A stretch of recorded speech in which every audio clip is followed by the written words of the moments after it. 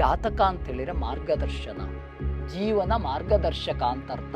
ಈ ದಾರಿಯಲ್ಲಿ ಹೋದರೆ ಇಷ್ಟು ದೂರಕ್ಕೆ ಇಂತಹ ವಸ್ತು ಸಿಗುತ್ತದೆ ಎಂಬುದಾಗಿ ಹೇಗೆ ಹೇಳಬಹುದು, ಹಾಗೆ ಇದನ್ನು ಅನುಸರಿಸಿದಾಗ ಮಾತ್ರ ಜಾತಕ ಫಲ ಸರಿಯಾಗ್ತದೆ. ಪ್ರಯತ್ನವೂ ಬೇಕು. ಜ್ಯೋತಿಷ್ಯ ಅಂದರೆ ಏನು ನಮಗೆ ಸಾಮಾನ್ಯರಾಗಿ ತಿಳ್ಕೋಬೇಕು ಅಂದರೆ ಇದರ ಒಂದು ಮೂಲ ಉದ್ದೇಶ ಏನು?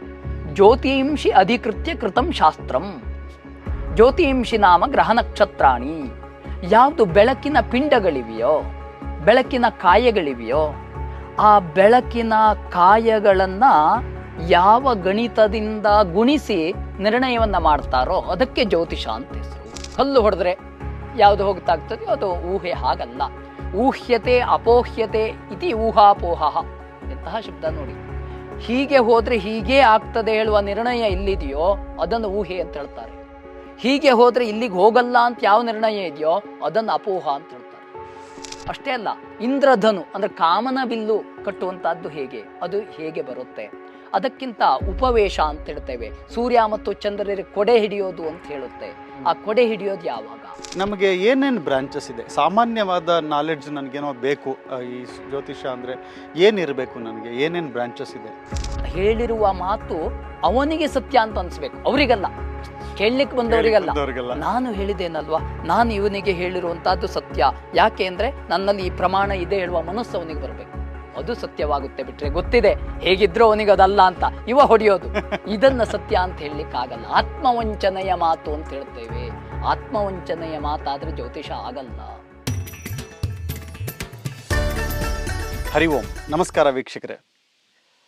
ವೇದಿಕ್ ವೆಲ್ನೆಸ್ನ ಇವತ್ತಿನ ಒಂದು ಸ್ಪೆಷಲ್ ಪಾಡ್ಕಾಸ್ಟ್ಗೆ ನಿಮ್ಮೆಲ್ಲರಿಗೂ ಸ್ವಾಗತ. ಸಾಮಾನ್ಯವಾಗಿ ನಾವು ಇಂದಿನ ಕಾಲದಲ್ಲಿ ಜ್ಯೋತಿಷ್ಯ ಅನ್ನೋ ಹೆಸರಿನಲ್ಲಿ ಬಹಳಷ್ಟು ಟಿ ವಿನಲ್ಲಿ, ಯೂಟ್ಯೂಬು, ಸೋಷಿಯಲ್ ಮೀಡಿಯಾದಲ್ಲಿ ಸಾವಿರಾರು ಜನ ಆಸ್ಟ್ರಾಲಜರು ಅಂತ ತಮ್ಮನ್ನು ತಾವೇ ಘೋಷಿಸ್ಕೊಂಡ್ಬಿಟ್ಟು ಅದರಿಂದ ಬಹಳಷ್ಟು ಸಮಸ್ಯೆಗಳಾಗ್ತಾ ಇದೆ. ಇವತ್ತು ಈ ಪಾಡ್ಕಾಸ್ಟಲ್ಲಿ ನಾವು ಮಾತಾಡ್ತಾ ಇರುವಂತಹ ವಿಷಯ, ಜ್ಯೋತಿಷ್ಯ ಅದು ನಿಜವಾಗ್ಲೂ ಸತ್ಯನಾ ಅಥವಾ ಅದು ಮೋಸನ?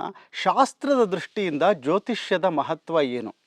ಈ ವಿಷಯನ ನಾವು ತಿಳ್ಕೊಳ್ಳೋದಕ್ಕೆ ತುಂಬ ದೂರ ಬಂದಿದ್ದೀವಿ ಬೆಂಗಳೂರಿಂದ. ಇದು ಅದ್ಭುತವಾದ ಜಾಗ, ಸುಮೇರು ಜ್ಯೋತಿರ್ವನ ಅನ್ನೋ ಒಂದು ಜಾಗದಲ್ಲಿದ್ದೀವಿ. ಇವತ್ತು ನಮಗೆ ಅದ್ಭುತವಾದ ಒಬ್ಬರು ವಿದ್ವಾಂಸರು ಸಿಕ್ಕಿದ್ದಾರೆ. ಜ್ಯೋತಿಷ್ಯದಲ್ಲಿ ಅಗಾಧವಾದ ಪಾಂಡಿತ್ಯ ಇರುವಂತಹವರು, ಅದರ ಜೊತೆಗೆ ಜ್ಯೋತಿಷ್ಯ ಗುರುಕುಲ ನಡೆಸುವಂಥವ್ರು. ಸಾಮಾನ್ಯವಾಗಿ ವೇದ ಗುರುಕುಲಗಳನ್ನ ನೋಡ್ತೀವಿ, ಎಕ್ಸ್ಕ್ಲೂಸಿವ್ ಆಗಿ ಜ್ಯೋತಿಷ್ಯಕ್ಕಾಗಿಯೇ ಮಕ್ಕಳನ್ನು ರೆಡಿ ಮಾಡುವಂತಹ ಒಂದು ಅದ್ಭುತವಾದ ಗುರುಕುಲ ನಡೆಸ್ತಾರೆ. ಅವರು ಎಮಿನೆಂಟ್ ಸ್ಕಾಲರ್ ಕೂಡ, ವಿದ್ವಾಂಸರಾದ ಶ್ರೀ ನಾಗೇಶ್ ಭಟ್ ಅವರು ನಮ್ಮ ಜೊತೆ ಇದ್ದಾರೆ. ನಾಗೇಶ್ ಭಟ್ರು, ತಮಗೆ ಸುಸ್ವಾಗತ ಈ ವೇದಿಕ್ ವೆಲ್ನೆಸ್ ಪಾಡ್ಕಾಸ್ಟ್ಗೆ. ಎಲ್ಲರಿಗೂ ನಮಸ್ಕಾರ. ವಿಶೇಷವಾಗಿ ತಾವು ಇಲ್ಲಿ ಬಂದಿದ್ದಕ್ಕೆ ನಾವು ಮೊಟ್ಟ ಮೊದಲಾಗಿ ಸ್ವಾಗತ ಅಂತ ಹೇಳಬೇಕು ಅಂತ ಬಯಸ್ತೇನೆ. ಇದು ತುಂಬ ಅದ್ಭುತವಾಗಿ ಮಾಡಿದ್ದೀರಾ ಈ ಸುಮೇರು ಜ್ಯೋತಿರ್ವನ. ಒಂದು ಸರಿ ನಾನೆಲ್ಲ ಪೂರ್ತಿ ನೋಡ್ಕೊಂಡು ಬಂದೆ, ಬಹಳ ಆನಂದ ಆಯಿತು. ಅದ್ರ ಬಗ್ಗೆನೇ ಇನ್ನೊಂದು ಡೀಟೇಲ್ ಆಗಿ ಪಾಡ್ಕಾಸ್ಟ್ ಮಾಡಬೇಕು ನಾವು. ಈಗ ನಮ್ಮ ವಿಷಯಕ್ಕೆ ಬರೋದಾದರೆ, ಇವತ್ತು ನಮಗಿರುವಂತಹ ಪ್ರಶ್ನೆ, ಬಹಳಷ್ಟು ಜನ ನಮಗೆ ಈ ಸೋಷಿಯಲ್ ಮೀಡಿಯಾದಲ್ಲಿ ಇವತ್ತಂತೂ ಆಸ್ಟ್ರಾಲಜಿ ಅನ್ನೋದು ಒಂದು ರೋರಿಂಗ್ ಬಿಸ್ನೆಸ್ ಅಂತೀವಿ ನಾವು. ಅಂದರೆ ಅದರಲ್ಲಿರೋಷ್ಟು ಬಹಳಷ್ಟು ದುಡ್ಡು. ಆಮೇಲೆ ಸಾಕೆಂದರೆ ಜನಗಳಿಗೆ ಏನೋ ಒಂದು ಸಮಾಧಾನ ಬೇಕು ತಕ್ಷಣಕ್ಕೆ. ಆ ಸಮಾಧಾನ ಬೇಕು ಅಂದಾಗ ಎಲ್ಲೂ ಯಾವುದು ವರ್ಕ್, ಅದು ಹಣಕಾಸಿನ ಸಮಸ್ಯೆ ಇರ್ಬೋದು, ಗಂಡ ಹೆಂಡತಿ ಸಮಸ್ಯೆ ಇರ್ಬೋದು, ಕೆಲಸದ ಸಮಸ್ಯೆ ಇರ್ಬೋದು, ಆರೋಗ್ಯದ ಸಮಸ್ಯೆ ಇರ್ಬೋದು, ಎಲ್ಲದಕ್ಕೂ ಕೊನೆಯಲ್ಲಿ ಏನೋ ವರ್ಕ್ ಆಗದೆ ಇರುವಾಗ ಏನೋ ಒಂದು ಪೂಜೆ ಮಾಡಿಸ್ಬಿಡೋಣ, ಒಂದು ಜಾತಕ ತೋರಿಸ್ಬಿಡೋಣ ಅಂತ ಹೇಳಿ ಬಹಳಷ್ಟು ಜನ ಬೇರೆ ಬೇರೆಯವ್ರ ಹತ್ರ ಹೋಗ್ತಾರೆ. ಹೋಗಿ ಬಹಳಷ್ಟು ದುಡ್ಡು ಕಳ್ಕೊಳ್ತಾರೆ. ಅವರು ಎಷ್ಟೋ ಜನ ಸರಿಯಾಗಿ ಓದಿರಲ್ಲ. ಇವತ್ತು ನಮ್ಮ ಚಾಟ್ GPT ಯುಗ. ಇವತ್ತು ನಾವು ಯಾವುದು ರಿಯಲ್ಲು ಯಾವುದು ಫೇಕು ಇದನ್ನು ಕಂಡುಹಿಡಿಯೋದೇ ಒಂದು ದೊಡ್ಡ ಸ್ಕಿಲ್ ಇವತ್ತು. ಹೀಗಾಗಿ ಇವತ್ತು ನಾನು ಕೆಲವು ಪ್ರಶ್ನೆಗಳು ತೊಗೊಂಡು ಬಂದಿದ್ದೀನಿ. ಒಂದು, ಈ ಮೋಸ, ಇದು ಬಹಳಷ್ಟು ಜ್ಯೋತಿಷ್ಯದ ಬಗ್ಗೆ ಇವತ್ತಿನ ಪ್ರಸ್ತುತದಲ್ಲಿರುವಂತಹ ಸಮಸ್ಯೆಗಳೇನು, ಜನರಿಗೇನು ಸಮಸ್ಯೆ ಇದೆ, ಯಾವ ಥರ ವ್ಯವಹಾರಗಳು ನಡೀತಾ ಇದೆ ಇವಾಗ, ಆಮೇಲೆ ಸತ್ಯ ಏನು ಅಂತ, ಜ್ಯೋತಿಷ್ಯದಲ್ಲಿ ಶಾಸ್ತ್ರದಲ್ಲಿ ಹೇಳಿರೋ ಥರ ಜ್ಯೋತಿಷ್ಯದಲ್ಲಿ ಏನಿದೆ ನಿಜವಾದ್ದು ಅನ್ನೋದು ನಾನೊಂದಷ್ಟು ಪ್ರಶ್ನೆಗಳನ್ನ ಹಾಕ್ಕೊಂಡು ಬಂದಿದ್ದೀನಿ. ಮೊದಲನೇದಾಗಿ ಶುರು ಮಾಡಿದ್ರೆ, ಜ್ಯೋತಿಷ್ಯನ ವೇದಾಂಗದಲ್ಲಿ ಒಂದು ಅಂತ ಹೇಳ್ತಾರೆ. ಹಾಗಾಗಿ ಜ್ಯೋತಿಷ್ಯ ಅಂದರೆ ಏನು ನಮಗೆ ಸಾಮಾನ್ಯರಾಗಿ ತಿಳ್ಕೋಬೇಕು ಅಂದರೆ ಇದರ ಒಂದು ಮೂಲ ಉದ್ದೇಶ ಏನು? ನಮಸ್ಕಾರ. ನೀವು ಮೊದಲು ಹೇಳಿದ್ರಿ ಜ್ಯೋತಿಷದಿಂದ ಅನೇಕ ವರ್ಗಗಳು, ಸಮಾಜದ ಅನೇಕ ಕವಲುಗಳು ತಪ್ಪು ದಾರಿಯಾಗಿ ಹೋಗ್ತಾ ಇದೆ ಅಂತ. ಅದು ಹೌದಾಗಿರ್ಬಹುದು. ಆದರೆ ಅದರ ಜೊತೆಯಲ್ಲೇ ಮತ್ತೊಂದು ನಾ ಹೇಳಲಿಕ್ಕೆ ಇಚ್ಛೆ ಪಡ್ತೇನೆ. ಜ್ಯೋತಿಷದಿಂದ ಅನೇಕ ದೋಷಗಳು ಪರಿಹಾರ ಆಗಿರ್ಬಹುದು. ಎಷ್ಟೋ ಒಡೆದು ಹೋಗ್ತಾ ಇರುವಂತಹ ಸಂಸಾರಗಳು ಕೂಡಿರ್ಬೋದು. ಎಷ್ಟೋ ಅವರವರ ಸಮಸ್ಯೆಗಳನ್ನು ಚೆನ್ನಾಗಿ ಪರಿಹಾರವನ್ನು ಮಾಡ್ಕೊಂಡಿರ್ಬೋದು. ಈ ದೃಷ್ಟಿಯಲ್ಲೂ ನಾವೊಮ್ಮೆ ಜ್ಯೋತಿಷವನ್ನು ನೋಡಬೇಕು. ಅದು ನೀವು ಮೊದಲು ಹೇಳಿದಂತೆ ಇವತ್ತು ದಾರಿಯಲ್ಲಿ ಸ್ವಲ್ಪ ಸರಿಯೂ ಇದೆ, ಸ್ವಲ್ಪ ತಪ್ಪು ಇದೆ, ನಿಜವಾಗಿ ಒಪ್ಕೊಳ್ಬೇಕಾದದ್ದು. ಇದರಲ್ಲಿ ಮೊಟ್ಟ ಮೊದಲು ನಾವು ಏನು ನೋಡಬೇಕಪ್ಪ ಅಂದರೆ, ಜ್ಯೋತಿಷ ಅಂದರೆ ಏನು ಅಂತ ನೀವು ಪ್ರಶ್ನೆ ಕೇಳಿದ್ರಿ. ಜ್ಯೋತಿಂಷಿ ಅಧಿಕೃತ್ಯ ಕೃತಂ ಶಾಸ್ತ್ರಂ. ಜ್ಯೋತಿಂಷಿ ನಾಮ ಗ್ರಹ ನಕ್ಷತ್ರಾಣಿ. ಯಾವುದು ಬೆಳಕಿನ ಪಿಂಡಗಳಿವೆಯೋ, ಬೆಳಕಿನ ಕಾಯಗಳಿವೆಯೋ, ಆ ಬೆಳಕಿನ ಕಾಯಗಳನ್ನು ಯಾವ ಗಣಿತದಿಂದ ಗುಣಿಸಿ ನಿರ್ಣಯವನ್ನು ಮಾಡ್ತಾರೋ ಅದಕ್ಕೆ ಜ್ಯೋತಿಷ ಅಂತ ಹೆಸರು. ಜ್ಯೋತಿಂಷಿ ಗ್ರಹ ನಕ್ಷತ್ರಾಣಿ ತಾನಿ ಅಧಿಕೃತ್ಯ ಕೃತಂ ಶಾಸ್ತ್ರಂ. ಗ್ರಹ ನಕ್ಷತ್ರಗಳನ್ನು ಅನುಸರಿಸಿ ಯಾರು ಯಾವ ಲೆಕ್ಕಾಚಾರವನ್ನು ಮಾಡಿ ನಿರ್ಣಯವನ್ನು ಕೊಡ್ತಾರೋ ಅದಕ್ಕೆ ಜ್ಯೋತಿಷ ಅಂತ ಹೇಳ್ತಾರೆ. ಇದು ಜ್ಯೋತಿಷ ಹೇಗೆ ಬಂತು, ಎಲ್ಲಿಂದ ಬಂತು ಅಂತ ಕೂಡ. ಮೊಟ್ಟ ಮೊದಲು ಇಡೀ ಪ್ರಪಂಚ ಜ್ಞಾನದ ಜಗತ್ತಿಗೆ ಬಂದಿರಲಿಲ್ಲ. ಅಂತಹ ಸಂದರ್ಭದಲ್ಲಿ ನಮ್ಮ ಪವಿತ್ರ ಭೂಮಿಯಾದಂತಹ ಈ ಭಾರತದಲ್ಲಿ ಆರ್ಷ ಮುನಿಗಳು ಇದ್ರು. ಅವರು ತಮ್ಮ ದಿವ್ಯ ದೃಷ್ಟಿಯಿಂದ, ತಮ್ಮ ಸತತ ಪರಿಶ್ರಮದಿಂದ ಈ ಒಂದು ಸಂಪೂರ್ಣ ಪ್ರಪಂಚದ ಶಬ್ದ ಲೋಕವನ್ನು ನೋಡಿದ್ರು, ನಾದಮಯ ಲೋಕವನ್ನು ನೋಡಿದ್ರು. ಅದೇ ವೇದವಾಗಿ ಬಂತು. ಆ ವೇದಕ್ಕೆ 6 ಅಂಗಗಳು ಅಂತ ಬಂತು. ಅಂದ್ರೆ ಏನಾಗಿದೆ, ವೇದಗಳಿಗೆ ನೇರವಾಗಿ ಅರ್ಥ ಮಾಡ್ಕೊಳ್ಳಿಕ್ಕೆ ಕಷ್ಟ. ಆ ವೇದಗಳ ಒಂದೊಂದು ವಿಭಾಗವನ್ನು ಅರ್ಥ ಮಾಡ್ಕೊಳ್ಳಿಕ್ಕೆ ಒಂದೊಂದು ಶಾಸ್ತ್ರಗಳು ಹೊರಟು ಬಂತು. ಶಿಕ್ಷಾ ವ್ಯಾಕರಣಂ ಛಂದಃ ನಿರುಕ್ತಂ ಜ್ಯೋತಿಷಂ ತಥಾ ಕಲ್ಪಶ್ಚೇತಿ ಷಡಂಗಾನಿ. 6 ಅಂಗಗಳು.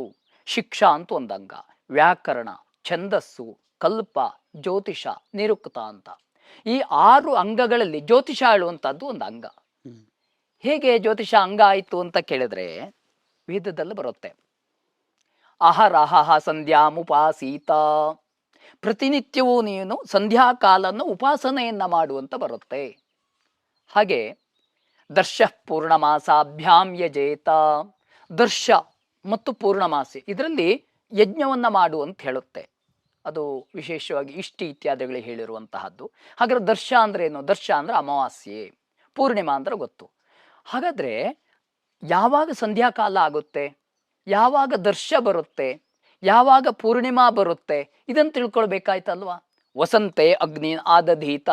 ವಸಂತ ಕಾಲದಲ್ಲಿ ಅಗ್ನಿಯನ್ನ ಉಪಚರಿಸು ಅಂತ ಹೇಳುತ್ತೆ. ಇದೆಲ್ಲ ವೇದವಾಕ್ಯಗಳು. ಅವಾಗ ವೇದದಲ್ಲಿ ಹೇಳಿದ ಈ ಕಾಲ ನಿರ್ಣಯಕ್ಕೋಸ್ಕರವಾಗಿ ಈ ಶಾಸ್ತ್ರ ಹೊರಟಿರುವಂತಹದ್ದು. ಮೊಟ್ಟ ಮೊದಲು ಜ್ಯೋತಿಷ ಶಾಸ್ತ್ರ ಯಾಕೆ ಹೊರಟಿತು ಕೇಳಿದ್ರೆ, ಕಾಲ ನಿರ್ಣಯಕ್ಕಾಗಿ ಹೇಳುತ್ತೆ. ವೇದಾಸ್ತಾವತ್ ಯಜ್ಞಕರ್ಮ ಪ್ರವೃತ್ತಾ ಯಜ್ಞಾ ಪ್ರೋಕ್ತಾಸ್ತೇತು ಕಾಲಾಶ್ರಯೇಣ. ಈ ವೇದಗಳು ಯಾಕೆ ಹೊರಟಿದೆ ಅಂತೆ, ಪ್ರಪಂಚವೇ ಒಂದು ಯಜ್ಞ ಭೂಮಿ. ಇಲ್ಲಿ ಮಾಡುವಂತಹ ಪ್ರತಿಯೊಂದು ಕರ್ಮವೂ ಕೂಡ ಯಜ್ಞವೇ. ಈ ಯಜ್ಞ ಏನಾಗಬೇಕು, ಕಾಲಕ್ಕೆ ಅನುಸಾರವಾಗಿ ಆಗಬೇಕು. ನಾವು ಉದಾಹರಣೆಯಲ್ಲಿ ನೋಡಿ, ನಾವು ಮಧ್ಯಾಹ್ನದ ಊಟವನ್ನ ಸಾಯಂಕಾಲದಲ್ಲಿ ಮಾಡಿದರೆ ವೈದ್ಯಶಾಸ್ತ್ರ ಅದಕ್ಕೆ ನಿಷೇಧವನ್ನ ಹೇಳುತ್ತೆ. ಅದೇ ರಾತ್ರಿಯ ನಿದ್ದೆಯನ್ನ ಹಗಲು ಮಾಡಿದರೆ ಅದಕ್ಕೆ ಪರಿಣಾಮ ಬೇರೆ ಇದೆ. ಅಂದ್ರೆ ಏನರ್ಥ, ಯಾವುದನ್ನ ಯಾವ ಕಾಲದಲ್ಲಿ ಮಾಡಬೇಕೋ ಆ ಕಾಲದಲ್ಲಿ ಮಾಡಿದಾಗ ಮಾತ್ರ ಅದು ಪರಿಪೂರ್ಣತೆಯನ್ನ ಹೊಂದುತ್ತದೆ ಅಂತ ಅರ್ಥ. ಆ ದೃಷ್ಟಿಯಲ್ಲಿ ಇಲ್ಲಿ ಮಾಡುವ ಪ್ರತಿಯೊಂದು ಯಜ್ಞವೂ ಕೂಡ ಕಾಲಕ್ಕೆ ಆಗಬೇಕು ಅನ್ನುವಂಥದ್ದು ಇದು ಪ್ರಕ್ರಿಯೆ. ವೇದಗಳಲ್ಲಿ ಹೇಳಿರುವ ಪ್ರತಿಯೊಂದು ಕರ್ಮವೂ ಕೂಡ ಕಾಲವನ್ನು ಅನುಸರಿಸಿದೆ. ಆದದ್ರಿಂದ ಅಲ್ಲಿ ಹೇಳಿರುವಂತಹ ಕರ್ಮಗಳಿಗೆ, ಅಲ್ಲಿ ಹೇಳಿರುವಂತಹ ಕ್ರಿಯೆಗಳಿಗೆ, ಅಲ್ಲಿ ಹೋಗಿ ಹೇಳಿರುವಂತಹ ಯಜ್ಞ ಯಾಗಾದಿಗಳಿಗೆ ಕಾಲವನ್ನು ನಿರ್ಣಯ ಮಾಡಬೇಕಾಯ್ತು. ಆದದ್ರಿಂದ ಜ್ಯೋತಿಷ ಶಾಸ್ತ್ರ ಹೊರಟು ಬಂತು. ಆದದ್ರಿಂದ ಜ್ಯೋತಿಷ ಅಂತ ಹೇಳಿದ್ರೆ ಕಾಲವಿಧಾನ ಶಾಸ್ತ್ರಂ, ಕಾಲವನ್ನ ತಿಳಿದುಕೊಳ್ಳಲು ಇರುವಂತಹ ಒಂದು ಶಾಸ್ತ್ರವನ್ನ ಜ್ಯೋತಿಷ ಶಾಸ್ತ್ರ ಎಂಬುದಾಗಿ ಹೇಳ್ತಾರೆ. ಚೆನ್ನಾಗಿ ತಿಳಿಸ್ಕೊಟ್ರಿ. ಅಂದರೆ ಇದು ನಮಗೆ ಯಾವ ಟೈಮಲ್ಲಿ ಏನನ್ನ ಮಾಡಬೇಕು ಅಂತ ವೇದ ಹೇಳುತ್ತೆ. ಆದರೆ ಟೈಮನ್ನು ಕ್ಯಾಲ್ಕುಲೇಟ್ ಮಾಡಬೇಕು ಅಂದರೆ ನಮಗೆ ಅದಕ್ಕೊಂದು ಮೆಷರ್ಮೆಂಟ್ ಬೇಕು, ಅದಕ್ಕೊಂದು ಸೈನ್ಸ್ ಬೇಕು. ಸೊ ಈ ಟೈಮನ್ನು ನಾವು ಮೆಷರ್ ಮಾಡೋದಕ್ಕೆ ಅದಕ್ಕೆ ಇರೋಂತಹ ಒಂದು ಸೈನ್ಸ್ ಅಂದರೆ ಅದು ತಾವು ಹೇಳೋದು ಆಯುರ್ವಿಜ್ಞಾನ ಅನ್ನೋದು. ಸೊ ಈ ಆ, ಆ, ಇನ್ನು ಬೇರೆ ಬೇರೆ ಏನು ಬ್ರಾಂಚಸ್ ಇದೆ? ಯಾಕಂದರೆ ಇದು ತುಂಬ ದೊಡ್ಡದಾಯಿತು. ಆಸ್ಟ್ರಾಲಜಿ ಅಂದರೆ ಈಗ ಮನುಷ್ಯರದ್ದು ಟೈಮ್ ಇದೆ, ಕಾಯಗಳದ್ದು ಟೈಮ್ ಇದೆ, ಹಗಲು ರಾತ್ರಿಗಳಾಗ್ತಾ ಇದೆ, ಅದು ಒಂದೊಂದಕ್ಕೆ ಒಂದೊಂದೇ ಟೈಮು. ಹಾಗಾಗಿ ನಮಗೆ ಏನೇನು ಬ್ರಾಂಚಸ್ ಇದೆ? ಸಾಮಾನ್ಯವಾದ ನಾಲೆಡ್ಜ್ ನನಗೇನೋ ಬೇಕು. ಈ ಜ್ಯೋತಿಷ ಅಂದರೆ ಏನಿರಬೇಕು ನನಗೆ? ಏನೇನು ಬ್ರಾಂಚಸ್ ಇದೆ? ಸರಿ. ಈಗ ಇದೊಂದು ದೊಡ್ಡ ಸಮುದ್ರ, ಮಹಾರ್ಣವ ಅಂತಲೇ ಆಚಾರ್ಯರು ಕರೀತಾರೆ. ಇದರಲ್ಲಿ ಪ್ರಧಾನವಾಗಿ 3 ವಿಭಾಗವನ್ನು ನಾವು ಹೇಳಬೇಕಾಗುತ್ತೆ. ಸಿದ್ಧಾಂತ, ಸಂಹಿತಾ, ಹೋರ. ಜ್ಯೋತಿಷದಲ್ಲಿ ಇವತ್ತಿನ ಕಾಲದಲ್ಲಿ ಜ್ಯೋತಿಷ ಅಂದ ಕೂಡಲೇ ಪ್ರಾಯ ನೀವು ಮೊಟ್ಟ ಮೊದಲು ಕೇಳಿದ ಪ್ರಶ್ನೆಯೇ ಹಾಗೆ, ಅಥವಾ ಇಡೀ ಪ್ರಪಂಚದಲ್ಲಿ ತುಂಬಾ ಜನರು ಹಾಗೆ ಜ್ಯೋತಿಷ ಅಂದ ಕೂಡಲೇ ಜಾತಕ ಫಲ ನಿರ್ಣಯವನ್ನೇ ಜ್ಯೋತಿಷ ಎಂಬುದಾಗಿ ತಿಳಿದುಕೊಂಡು ಬಿಟ್ಟಿದ್ದಾರೆ. ಮಕ್ಕಳಾಗತ್ತಾ ಆಗಲ್ವಾ? ಹೌದು, ಹಾಗೆ. ನಾಳೆ ಬೆಳಗ್ಗೆ ನನಗೆ ಕ್ರಿಕೆಟ್ ವಿನ್ ಆಗುತ್ತಾ, ಮ್ಯಾಚ್ ವಿನ್ ಆಗುತ್ತಾ? ಅಯ್ಯೋ, ನಿಶ್ಚಯವಾಗಿ ಆ ರೀತಿಯ ಸಮಸ್ಯೆ ಬಂದೋಗಿದೆ. ಅದು ನಿಜವಾಗಿ ಜ್ಯೋತಿಷದಲ್ಲಿ ಹೇಳ್ಬೇಕಾದಂತ ವಿಷಯಗಳೇ ಅಲ್ಲ. ಯಾಕೆ ಅಂತ ಕೇಳಿದ್ರೆ, ಜ್ಯೋತಿಷ ಅಂದ್ರೆ ಏನು ಅಂತಲೇ ಗೊತ್ತಿಲ್ಲ ಹೇಳುವ ಪ್ರಸಂಗಕ್ಕೆ ನಾವು ಬಂದಿದ್ದೇವೆ. ನಾವು ಯಾವತ್ತೂ ಒಂದು ಉದಾಹರಣೆಯನ್ನ ನಾವು ಮಕ್ಕಳಿಗೆ ಪಾಠ ಮಾಡುವಾಗ ಹೇಳ್ತಾ ಇರ್ತೇವೆ. ಒಂದು ಕುರುಡ ಆನೆಯನ್ನ ನೋಡಿದ್ದಂತೆ. ಹೇಗೆ ನೋಡಿದ? 4-5 ಜನ ಕುರುಡರಿದ್ರು. ಒಬ್ಬ ಕುರುಡ ಎದುರುಗಡೆ ಹೋಗಿ ಆನೆಯ ಸುಂಡಿಲನ್ನು ಹಿಡ್ಕೊಂಡ. ಆನೆ ಅಂದ್ರೆ ಹೀಗಿರುತ್ತೆ ಅಂತ ತಿಳಿದುಕೊಂಡ. ಮತ್ತೊಬ್ಬ ಆನೆಯ ಕಿವಿಯನ್ನು ಹಿಡ್ಕೊಂಡ. ಆ ಕಿವಿಯೇ ಆನೆ ಅಂತ ತಿಳ್ಕೊಂಡ. ಇನ್ನೊಬ್ಬ ಬಾಲವನ್ನು ಹಿಡ್ಕೊಂಡ. ಬಾಲವನ್ನೇ ಆನೆ ಅಂತ ತಿಳ್ಕೊಂಡ. ಅದು ನಿಜವಾಗ ಆನೆ ಅದುವ? ಸೊಂಡಿಲೂ ಅಲ್ಲ, ಕಿವಿಯೂ ಅಲ್ಲ, ಬಾಲವೂ ಅಲ್ಲ, ಅದಿಷ್ಟು ಸೇರಿದ್ದು ಆನೆ. ಇವತ್ತು ಪ್ರಪಂಚದಲ್ಲಿ ಜ್ಯೋತಿಷ ಅಂದ್ರೆ ಏನಾಗಿದೆ ಅಂತ ಕೇಳಿದ್ರೆ, ಕೇವಲವಾಗಿ ಫಲಭಾಗ ಒಂದೇ ಜ್ಯೋತಿಷ ಅಂತ ಅನಿಸಿ ಹೋಗಿದೆ. ಹಾಗಿಲ್ಲ. ಜ್ಯೋತಿಷದಲ್ಲಿ ಪ್ರಧಾನವಾದ 3 ಅಂಗಗಳು. ಅದರಲ್ಲಿ ಸಿದ್ಧಾಂತ, ಸಂಹಿತಾ, ಹೋರ. ಸಿದ್ಧಾಂತ ಹೇಳುವಂತಹದ್ದು ಬಹಳ ದೊಡ್ಡದು. ಅದು ಪಂಚಾಂಗ, ಬೇಸ್. ಅದಿಲ್ಲದೆ ಮತ್ತೇನನ್ನೂ ಮಾಡ್ಲಿಕ್ಕೆ ಸಾಧ್ಯ ಇಲ್ಲ. ಆ ಸಿದ್ಧಾಂತದ ಲಕ್ಷಣವನ್ನ ನೋಡ್ಕೊಂಡು ಹೋದ್ರೆ ಬಹಳ ಆಶ್ಚರ್ಯವಾಗ್ತದೆ. ತೃಟ್ಯಾದಿ ಪ್ರಲಯಾಂತ ಕಾಲ ಕಲನಾ ಮಾನಃ ಪ್ರಭೇದ ಕ್ರಮಾತ್ ಚಾರಶ್ಚ ದ್ವಿಸದಾಂ ದ್ವಿಧಾ ಚ ಗಣಿತಂ ಪ್ರಶ್ನಾಸ್ತತಾಸೋತ್ತರಾಃ ಭೂದಿಷ್ಣ್ಯಗ್ರಹ ಸಂಸ್ಥಿತೇಶ್ಚ ಕಥನಂ ಯಂತ್ರಾದಿ ಯತ್ರೋಚ್ಯತೆ ಸಿದ್ಧಾಂತಃ. ಇಂತಹ ಸುಂದರವಾಗಿ ಹೇಳಿದ್ರು ನೋಡಿ. ತ್ರುಟಿ ಎನ್ನುವ ಒಂದು ಸೂಕ್ಷ್ಮಾತಿ ಸೂಕ್ಷ್ಮ ಕಾಲದಿಂದ ಆರಂಭಿಸಿ ಸಂಪೂರ್ಣ ಪ್ರಪಂಚದ ಲಯದವರೆಗಿರುವಂತಹ ಕಾಲ ವಿಭಾಗವನ್ನ ಯಾವ ಶಾಸ್ತ್ರ ಹೇಳ್ತದೆಯೋ ಅದು ಜ್ಯೋತಿಷ ಶಾಸ್ತ್ರ. ಕೇವಲ ಕಾಲ ವಿಭಾಗ ಅಷ್ಟೇ ಅಲ್ಲ. ನಾವು ಹೇಳ್ತೇವಲ್ವಾ, ತಿಂಗಳು ಅಂತ ಹೇಳ್ತೇವೆ. ತಿಂಗಳು ಅಂದ್ರೆ ಸೌರ ತಿಂಗಳು ಬೇರೆ, ಚಾಂದ್ರ ತಿಂಗಳು ಬೇರೆ, ನಕ್ಷತ್ರ ತಿಂಗಳು ಬೇರೆ. ಹೀಗೆ ಕಾಲದಲ್ಲೂ ಕೂಡ ನವವಿಧ ಕಾಲಮಾನಗಳು ಅಂತಿದೆ. 9 ರೀತಿಯಾಗಿ ಕಾಲಮಾನ ಇದೆ. ನಾವು ಉದಾಹರಣೆ ಹೇಳ್ಬೋದು. ದಿವಸಕ್ಕೆ ಎಷ್ಟು ಗಂಟೆ ಕೇಳಿದ್ರೆ 24 ಗಂಟೆ ಅಂತ ಹೇಳ್ತೇವೆ. ಇದು ಯಾವ ಕಾಲ? ಯಾರಿಗೂ ಗೊತ್ತಿಲ್ಲ, ತುಂಬಾ ಜನರಿಗೆ ಗೊತ್ತಿಲ್ಲ. ಇದು ಸೈಡೇರಿಯಲ್ ಟೈಮ್, ನಾಕ್ಷತ್ರಿಕ ಕಾಲ. ವರ್ಷಕ್ಕೆ ಎಷ್ಟು ದಿವಸ ಕೇಳಿದ್ರೆ 365 ಕಾಲು ಅಂತ ಹೇಳ್ತೇವೆ. ಅದು ಯಾವ ದಿವಸ ಕೇಳಿದ್ರೆ ಚಾಂದ್ರ ದಿವಸ ಅಲ್ಲ, ಅದು ನಕ್ಷತ್ರ ದಿವಸ ಅಲ್ಲ, ಅದು ಸಾವನ ದಿವಸ. ಸೂರ್ಯೋದಯದಿಂದ ಸೂರ್ಯೋದಯವನ್ನ ಲೆಕ್ಕ ಮಾಡಿದ ದಿವಸವೇ ಹೊರತು ಒಟ್ಟು 360 ಡಿಗ್ರಿಯನ್ನ ಲೆಕ್ಕಿಸದ್ದಲ್ಲ. ಹೀಗೆ 9 ತರದ ಕಾಲವಿಧಾನವನ್ನ ಹೇಳುವಂತಹದ್ದು ಯಾವುದಿದೆಯೋ ಅದು ಸಿದ್ಧಾಂತ ಅಂತ ಹೇಳ್ತಾರೆ. ಅಷ್ಟೇ ಅಲ್ಲ, ಯಂತ್ರಾದಿ ಯತ್ರೋಚ್ಯತೆ ಭೂದಿಷ್ಣ್ಯಗ್ರಹ ಸಂಸ್ಥಿತೇಶ್ಚ. ಭೂಮಿ ಹೇಗಿದೆ? ದಿಷ್ಣ್ಯ ಅಂದ್ರೆ ನಕ್ಷತ್ರಗಳು. ನಕ್ಷತ್ರಗಳು ಎಷ್ಟಿವೆ? ಯಾವ ನಕ್ಷತ್ರ ಯಾವ ರೀತಿಯಲ್ಲಿದೆ? ಯಾವ ಸ್ವರೂಪದಲ್ಲಿದೆ? ಒಂದು ನಕ್ಷತ್ರಕ್ಕೂ ಇನ್ನೊಂದು ನಕ್ಷತ್ರಕ್ಕೂ ಇರುವಂತಹ ದೂರ ಏನು? ಗ್ರಹಗಳು ಎಷ್ಟು? ಗ್ರಹಗಳ ಚಾರ ಅಂದ್ರೆ ಸಂಚಾರ ಹೇಗೆ? ಅದು ಪ್ರತಿನಿತ್ಯ ಗತಿ ಇದೆಯೋ? ವಾರ್ಷಿಕ ಗತಿ ಏನು? ಇದಿಷ್ಟನ್ನೂ ಎಲ್ಲಿ ಗಣಿತವನ್ನ ಮಾಡ್ತೇವೋ ಆ ಗಣಿತಕ್ಕೆ ಸಿದ್ಧಾಂತ ಅಂತ ಹೆಸರು. ಕೇವಲ ಇಷ್ಟು ಮಾಡಿಬಿಟ್ರಾಗ್ಲಿಲ್ಲ. ಈ ಗಣಿತವನ್ನ ಕೈಯಲ್ಲಿ ಮಾಡಬೇಕು, ಅಥವಾ ಇವತ್ತು ಕಂಪ್ಯೂಟರ್, ಓಕೆ, ಕಂಪ್ಯೂಟರಲ್ಲಿ ಮಾಡಬೇಕು. ಮಾಡಿದ ಗಣಿತ ಸರಿ ಇದೆಯೋ ಇಲ್ವೋ ಹೇಳ್ಬೇಕಲ್ವಾ? ಅದು ಬಹಳ ಮುಖ್ಯ. ಆದ್ರಿಂದ ಯಂತ್ರಾದಿ ಯತ್ರೋಚ್ಯತೆ. ನೋಡಿ, ನಾನು ಇಲ್ಲಿ ಇವತ್ತು ಈ ಗ್ರಹನನ್ನ ಮಾಡಿದ್ದೇನೆ, ಆಕಾಶದಲ್ಲಿ ಆ ಗ್ರಹ ಕಾಣ್ತಾನೋ ಇಲ್ವೋ ಎಂಬುದಾಗಿ ಯಂತ್ರಗಳ ಮೂಲಕ ನೋಡಿ ಯಾವ ನಿರ್ಣಯವನ್ನ ಮಾಡ್ತೇವೋ ಆ ನಿರ್ಣಯಾತ್ಮಕವಾದ ಉತ್ತರವನ್ನ ಸಿದ್ಧಾಂತ ಅಂತ ಹೇಳ್ತೇವೆ. ಬಹುದೊಡ್ಡವಾದಂತಹದ್ದು ಇದು. ಆರ್ಷ ನಮಗೆ ಸೂರ್ಯ ಸಿದ್ಧಾಂತ ಅಂತಿದೆ. ನಮಗೆ ಸಿಕ್ಕಿರುವಂತಹ, ನಮ್ಮ ಪ್ರಪಂಚದಲ್ಲಿ ಸಿಕ್ಕಿರುವಂತಹ ಮೊಟ್ಟ ಮೊದಲ ಒಂದು ಗ್ರಂಥ ಲಗದಾದಿಗಳಿಂದ ಇದೆ.